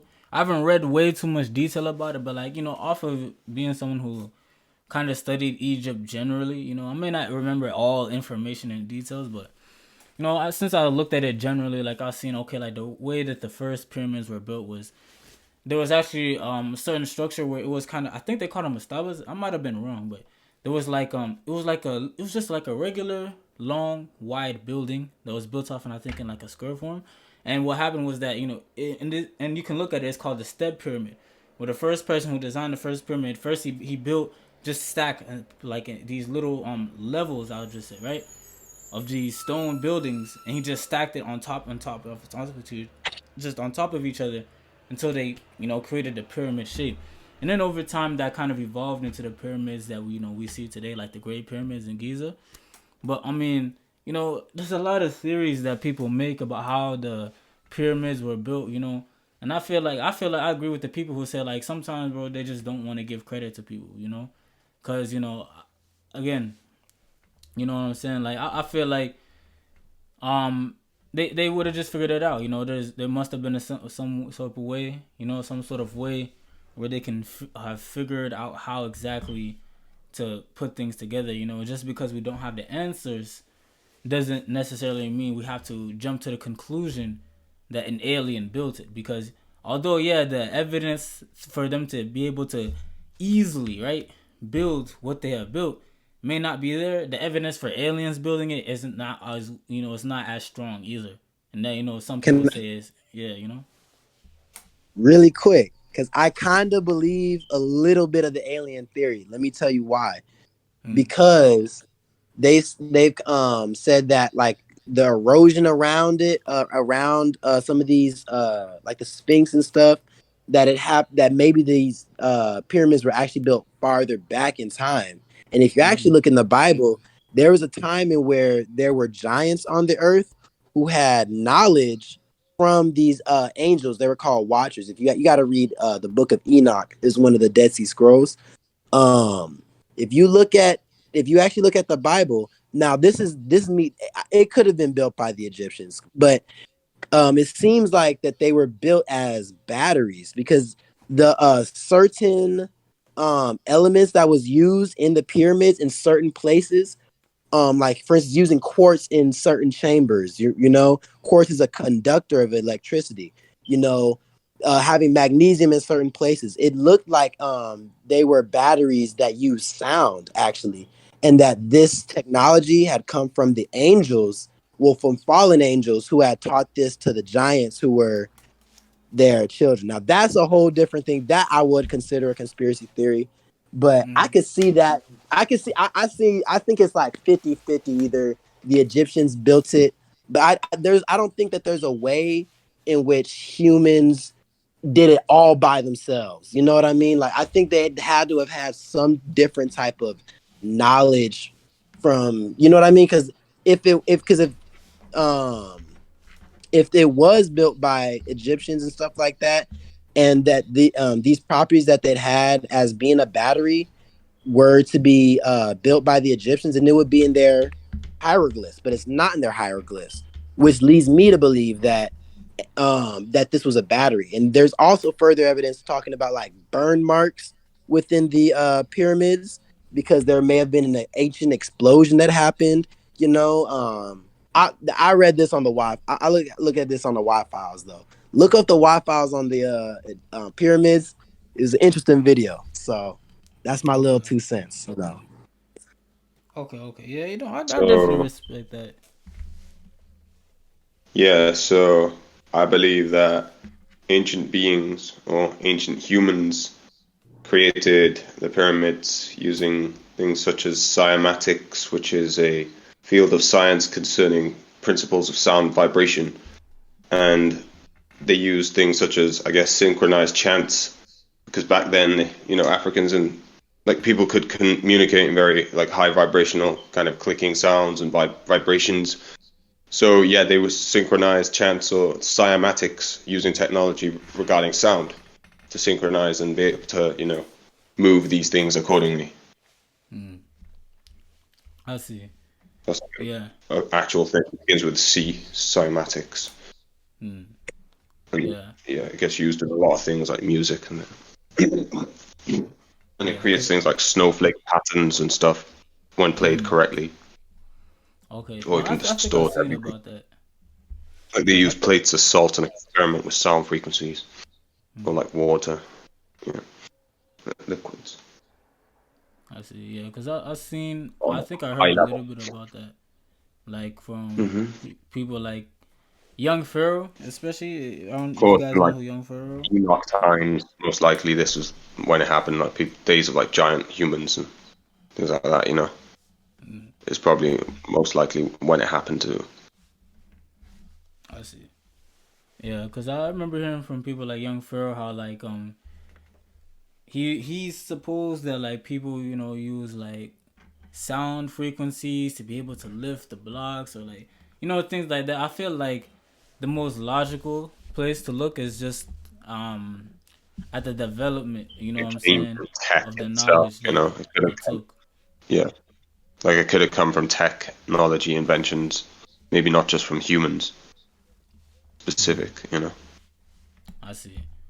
Yeah, I yeah. mean, let me add on something to this. I mean, um, I don't really have that much. I might just throw in what can actually make more sense, like or the at least like to me, um, apart from apart from me, y'all's reasons and stuff like that. Um, I just feel like the way that the pyramid or should I say the pyramids of Giza stuff like that, how they were built. I think they were quarrying the stone because like the ancient Egyptians quarried the limestone for the pyramids from the nearby sites, right? I think they also like obtained like the granite for the pyramids from Aswan, which is like located I think 800 kilometers to the south of Egypt. So I think what they did is like they were transporting a stone. So the stone blocks were transported to the pyramid construction sites. They were using things such as like sledges, rollers, and ramps.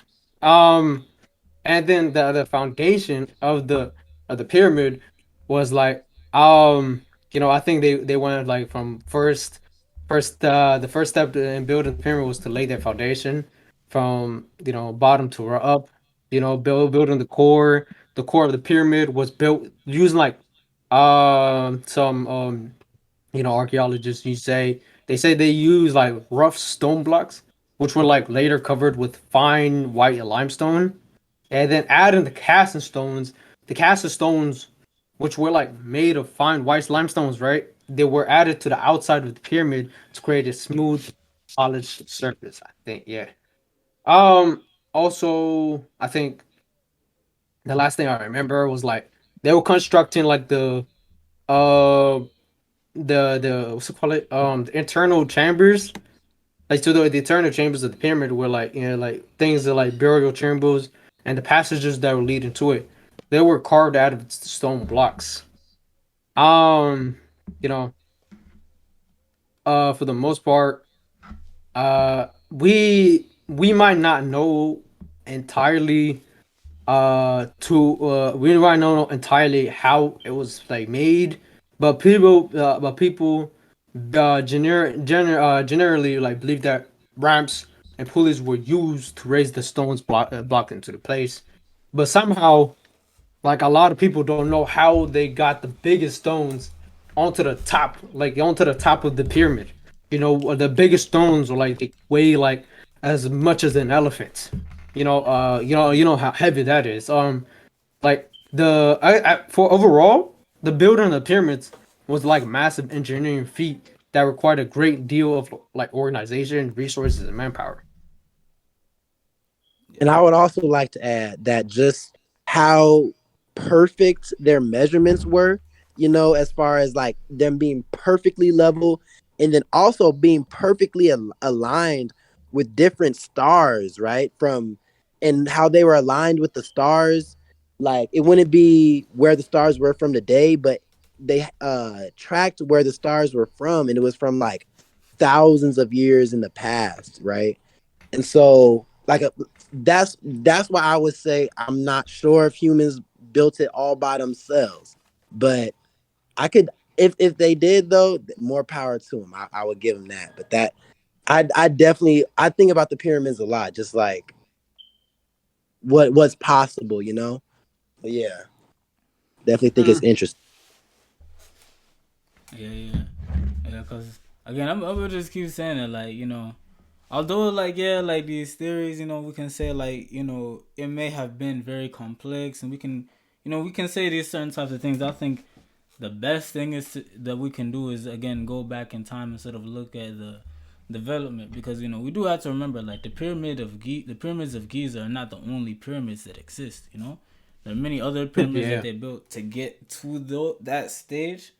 This is like, again, this is like from what I know or what I seen. And again, there's you look at Sudan, right? There's even more pyramids over there. They may not be as big, you get what I'm saying, as the pyramid of Giza, but like again, that shows like you know humans do have that ability. You get me? Like I even heard like the pyramids in Sudan are even a lot bigger in person than they seem to be. But we can see the development again. Again, talking like the Napta player, for example. That specific knowledge. When people want to talk about how the pyramids align and the measurements are perfect, especially with this constellation and this star, whatever. I think again, if you go back in time and you look at the archaeology and the development in the regions and areas surrounding it, you'll be able to find more answers. You get me? But yeah, man. So uh I guess okay. Another question I guess I want to ask you guys is let's see.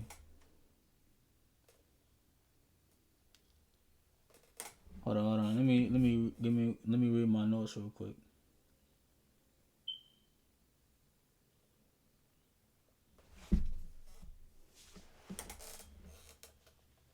All right. Okay, I'll just ask a question generally about Black History Month, right? How do you think the narrative of Black History Month should be? Because I've seen like a lot of disagreement. I've seen like me and Garden, we talked about it. Yes, I think it was 2 days ago. How we're seeing some people say that Black History Month is actually about Black Americans. It should only be about Black African Americans, and the rest of Africa should be excluded from it because it wasn't really originally meant for them. And the month was created specifically for Black Americans by Black Americans. I've also seen some Black Americans too also say that they don't just want to talk about the stuff that happened to Black people in America. It's good to acknowledge, yeah, civil rights movement, all that stuff, but they also want to talk about what happened in Africa because in a way they see Africa as part of the Black story and the Black American story.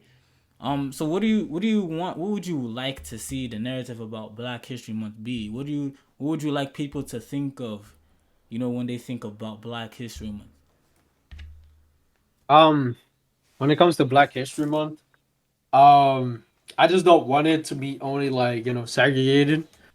I just want I want Black history to be all of history because it's initially saying Black history. There's a lot of people on TikTok saying that it's only AA history, which is like they kind of they kind of holding it to like one sided as hell. So I feel like with the thing about Black history is that we should embrace our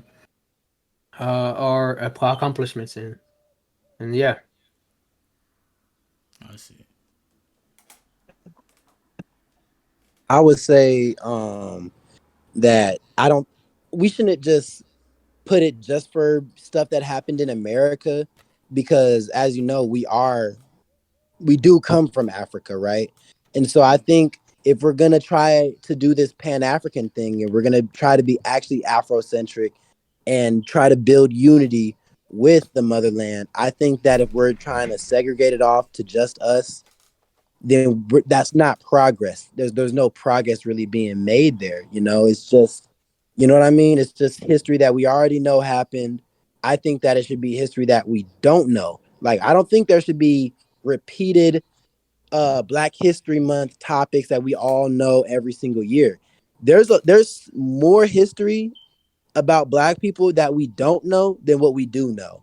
And I think a subtle jab that the people in power do to us is that they keep telling us the stuff that we already know and try to, memorialize that as much as possible. That way we don't venture out and find out new things about ourselves that can maybe help us advance.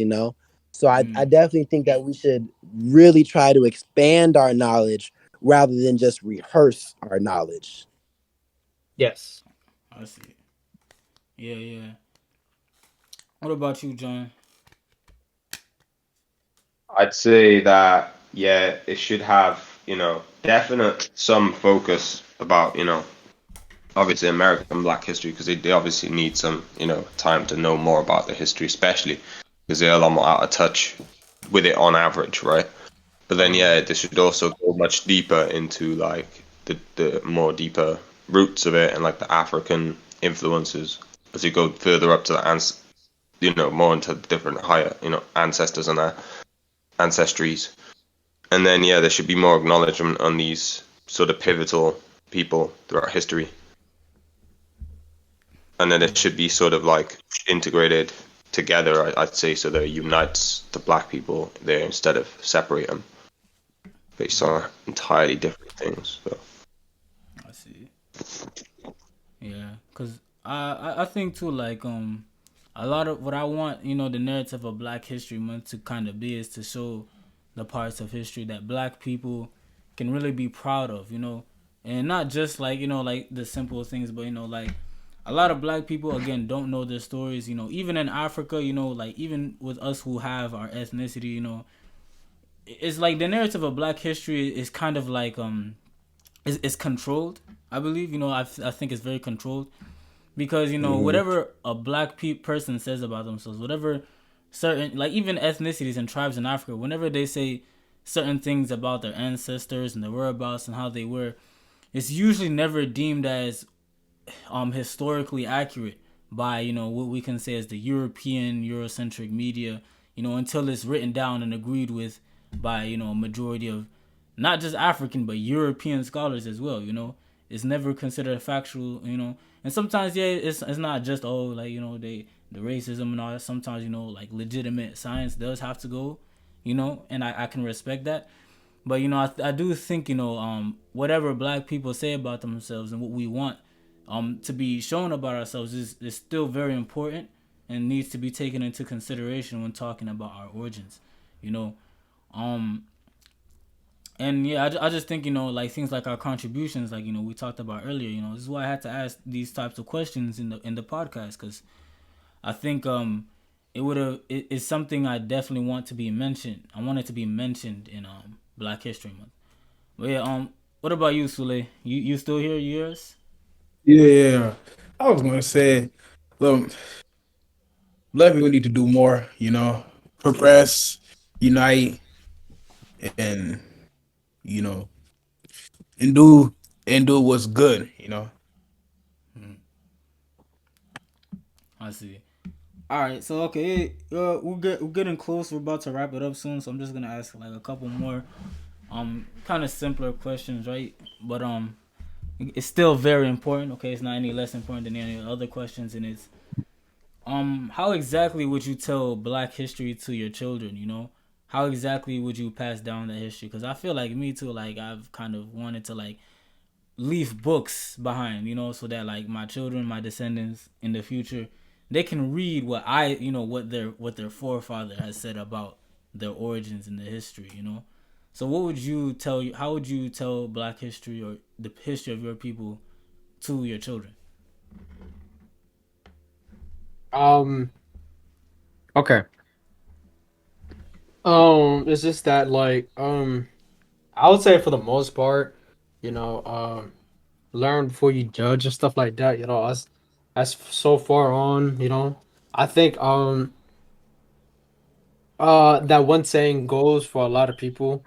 I think our teachers told us about this as well. That history kind of repeats itself Mm, over throughout time. And so on. That like with within the next generation, right? I mm, feel like we should give the children the proper education, more and more depths and stuff like that. I feel like they should you should pedal them the way. You should pivot the way for them as well. Like you should also encourage them to to learn more and more about history and to know its value and to know how it contributes to the modern world today and stuff like that. Mm. Okay, okay, I see. What about you? I forgot. Starts with an M. How would you say your name, bro? Uh, Again, Mi- Mike. Okay, Micah. how about you, Michael? How would you tell Black history to your children?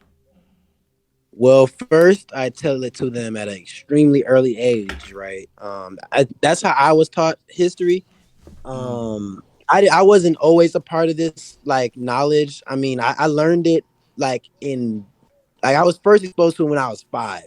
So my mom, because my mom had came from the Nation of Islam, right? So she used to be a Muslim, right? Mm. And she had converted to Christianity around 21. And during my upbringing, I was still kind of going back and forth, just marginally, still saying, like Allah and stuff like that, and still listening to some Farrakhan, stuff like Farrakhan preaching, stuff like that, would whatever have you. But I would teach them, you know, their history through the Bible, through the lens of the Bible, and kind of just always reinforce it, give them a spirit of discernment, how to know not to be propagandized, try to keep their mind, kind of like a steel trap. Not everything can get in, not everything can get out, just, not to fall for anything, stand for something, not fall for anything. But yeah, basically just tell it all to them day one, right? And I want them to like not fully understand it, but as they keep growing, they'll at least know what I told them, right? And know and keep Mm. learning and keep learning. Because that's how I was done. I didn't know everything, but I knew what had happened to my people. I'd seen the videos and the pictures and the KKK stuff at a young age, right? And I had gone through racism myself because they my parents showed me this to explain why I was being treated the way I was, as through racism stuff. That's Mm. why I had learned all this stuff, right? So I didn't understand why, and they taught me this, and so that's what I'll do. I'm gonna do exactly how my parents did, and just doing it from a young age and not to hold anything back. I think that's one of the biggest disservices you can do to a child is to sugarcoat things, right? Because that's not how things are. That's not how the world is. You're not setting them up for a reality. So I would not sugarcoat a damn thing. I see. What about you, John Smith? Yeah, so basically, right, I would I would always encourage them to like do their own research and to, really look back into how all sides were basically capitalized upon throughout Mm. history, and the fact that, throughout history as well, there's always been like a huge history of like police brutality and, racist like KKK groups and stuff like that. So I would always sort of warn them and tell them, think about before they do anything, and always, focus on natural law and, doing the right thing and like stand up for something basically. And also I tell them that, BLM is an illegitimate movement that's just designed to take money from people. So if they're going to stand for something, they should do their own thing, or like stand for something, because if you don't, you'll just fall for anything. And basically, yeah, just to, you know, just do the right thing and know the right things. It's like, these things are wrong and they've been prevalent throughout history. And it doesn't look like they're getting better anytime soon. I don't know, the tensions seem to be rising right now. So I just always say, to be on the constant lookout and things like that nature. I see. Yeah. What about you, Sule? I'll just tell my kids to do their research and also look into their ancestors a bit more, you know, and look for the right information and be proud to be black. Hmm. I see. Yeah. Like, I definitely agree with you guys, man. Like, I feel like, especially from my dad, I feel like I really can respect the way that he's kind of taught me, about my history. He didn't really take it into the context of black people as a whole, but those of you guys who talk with me regularly, like I told you guys, like my dad has made me memorize the names of my forefathers by name up until like the 18th generation. You know, Wow. he's made me. What I'm saying, he's made sure like I knew the language while I was around him. And like just things like that. He made sure like I really knew about my backgrounds. Because he made sure he didn't want me to sort of let go of that, and just become part of American culture, or Western culture, and forget my background. He didn't want me or any of my siblings to be that way. And so I think especially in my research when talking about the Sudan, because I'm South Sudanese, it's greatly helped me figure out things about my origins, okay, and like read about it. So I feel like the way that my dad has taught me, is probably the greatest way I could probably do. I might be able to add a little bit more, especially with like a lot of the research that I've done, and like I can get into like genetics and all that type of stuff. But like, the foundation is probably what the foundation is kind of what matters the most, and being able to put my children, my descendants, and my people as a whole, right, in the right mindset to be able to learn Black history, and not only to learn it, but to want and to purposely seek out, you know, the education, you know. But I think the thing about with like the history, it's like once I fulfill the purpose of not telling our actual story, I do think it's very important that I actually go and we go and create history. We go and we do great things, and not just talk about the things that our forefathers and our grandmothers did, but also, you know, create history ourselves, and actually add value to the world ourselves.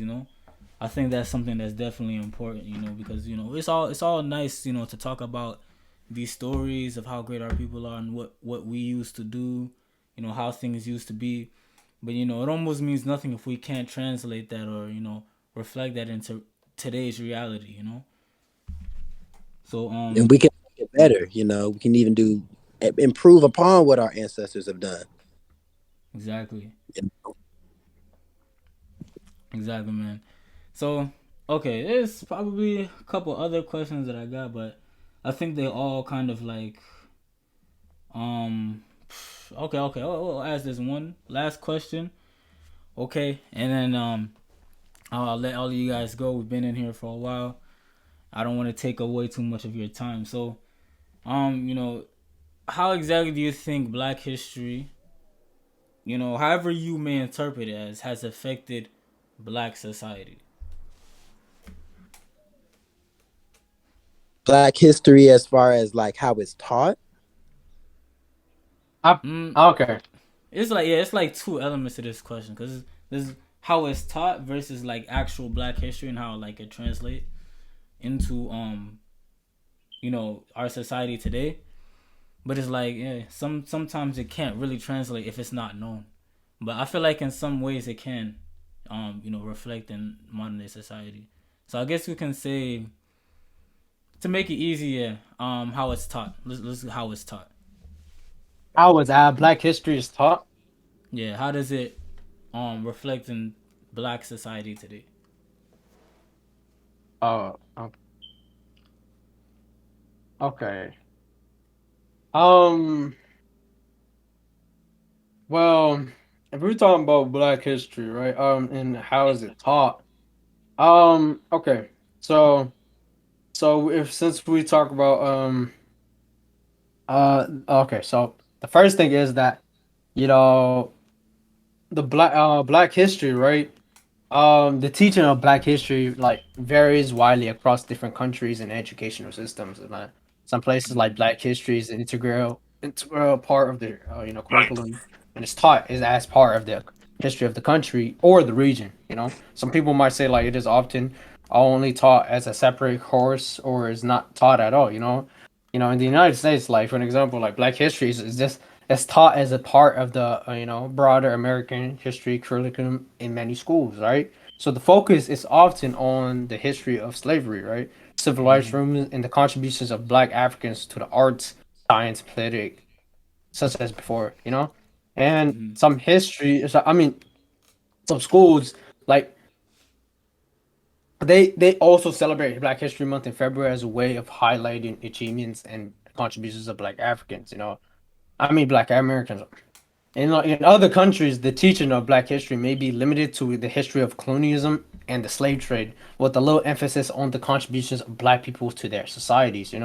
So like in general, the teaching of Black history is influenced by various factors, including political and cultural attitudes and like historical biases and stuff like that, and their curriculum requirements of different education systems. Like despite the change challenges, right, is that many educators and organizations are like working to ensure that the Black history is taught more and it's taught more like accurately so that the future generations can gain a deeper understanding of the past and contributions of Black people to the world.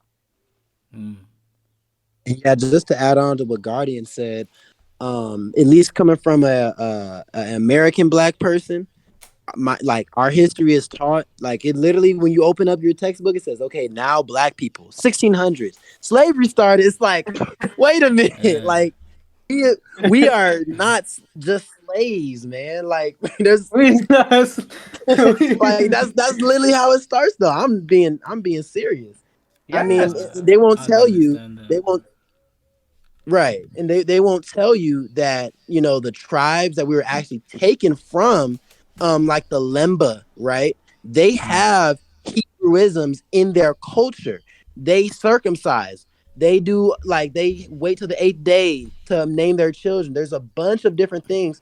If a good book to read about that is Olada Equino's autobiography. That was a slave who was taken from Africa to America, and he documented his like the whole process, his whole life story, and he talks about like yeah, like we all of our culture seems to point to the Jews in Europe today. This was in the 1800s, so it was in Europe, but they don't tell us about certain things. And if you actually look at the Lemba, they did a genetic study on them.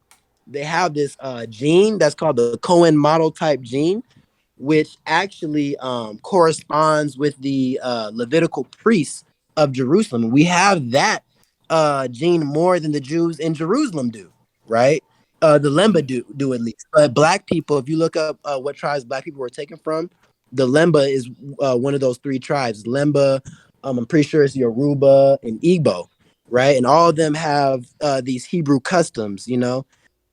So they won't tell you, they won't bring it back to that though. They won't tell us, what we did. They kind of have to go to the modern day and where people have already moved around and culture has, progressed to such a point to where it's unrecognizable, at this point. In some countries, even today though, they still have those Hebrewisms. That's not going to go away, but they definitely don't teach us our actual history. It definitely is evident that they have created almost a new race through slavery, and that they're showing the beginning of this new race that we have created. They started off as slaves, and now they are Black people who are what's that word? What's the word for forever? I keep losing Eternity. words. Eternally oppressed. These eternally oppressed people who are used to be slaves, and that is our culture, and that is who we are. And that's how history books have been telling it, since forever. So I definitely think the way how it's taught is a ginormous disservice to Black people. And even though they'll smile in your face and teach you this history, they're still sticking that knife in your back. So that's what I Yeah. think. Yeah, no, I definitely agree. Yeah, cause like, bro, I talk about this all the time, right? I'm South Sudanese, right? I'm from the Dinka tribe, and I've done a lot of research on our connections to the kingdom of Kush and ancient Egypt. And the crazy thing is when you go to the British Museum and you look at the section that they got talking about Nubia, they actually show the ancestors of Sudanese, both whether they're Cushitic or Nilotic people. they show the ancestors of Sudanese. The biggest thing they show is them a painting of Kushites or Sudanese getting trampled on the wheels of the chariot of the Pharaoh. You get me? That's the first thing that they want to show. They show you the tied up Nubian slave. You get me? Who was who got tied up by the Egyptians, and they show all the negative things when. Like again, there's like when it comes to black people, whether they're from Africa or America, like African Americans or Black Africans or still live on the continent today, there's a highlight on all of our negative things in history. They will tell you forever about how ancient Egyptians colonized Nubia and ruled some of Nubia, but they won't ever tell you about the time. They might tell you about the 25th dynasty, whatever, but they won't ever tell you about the times the Kushites defeated Egyptians in battle and actually took Egyptian slaves. They won't tell you how the Egyptians actually took slaves from Europe, from other parts of it, from Asia, okay, and other non-black. They highlight the black slave. They highlight Hey, but you know the what they will do? mm, But you know what they will do though? They'll knock off the nose. yeah, yeah, yeah. They'll knock off all the nose. The news. Yeah. So all I this didn't mean to stuff, cut you man. off. No, it's all good, bro. Like all this stuff, man. Yeah, like I definitely see like they want to there's obviously a narrative being pushed, like I feel like it's undeniable now. you know we whether we want to get into the details or not, I guess we can say it's like we can get into that later, but with deeper discussions. But obviously we can see, when it comes to black people, there's obviously a narrative that overall narrative that, yeah, black people may have had some things, but they definitely weren't greater than Europeans, or they definitely weren't greater than anybody, or definitely weren't on the same level as everybody else, is basically what they're trying to say, you know but yeah, how about you, John Smith? Like how you feel about all this? Yeah, I'd just say that I'd say it's pretty obvious by now that all of the history of black people is like depicted in like American education systems and that. I'd say it's all just like a program, to kind of sort of program on the negative aspects and like sort of breed this kind of you're a slave mindset in them, because they just use them as a very valuable energy source to get other stuff done that they want, such as, being slaves to the society itself or being trapped in the system. Exactly. So yeah, I'd just say that, the month is important to bring back sort of the connection to the roots and just sort of empower them as well to basically invest not just now but like for their future selves and that. And they need to sort of come together and build better, sort of show that they can do just well with what they're doing by themselves. And like, sort of show that to the world without being censored or stopped by people with perhaps more money and funding right now. Just got to be more innovations and that. Yeah, man. Yeah, I agree. Definitely. Yeah, I think too. Like I seen this little video. It was a TikTok video where somebody talking about like Old Block, whatever, right? And basically he was talking about the story of Old Block, like how it was named, and the reason why I'm mentioning this is because he made a point that said, and he said like, the fact about like Old Block and like how people are like obsessed with that type of stuff, right? Like, oh, who did this, who did what, what was named after who. Right. But the point that he made is that black people do care about history. The only like the only problem I'd have like with this in this instance is like what's glorified in the history.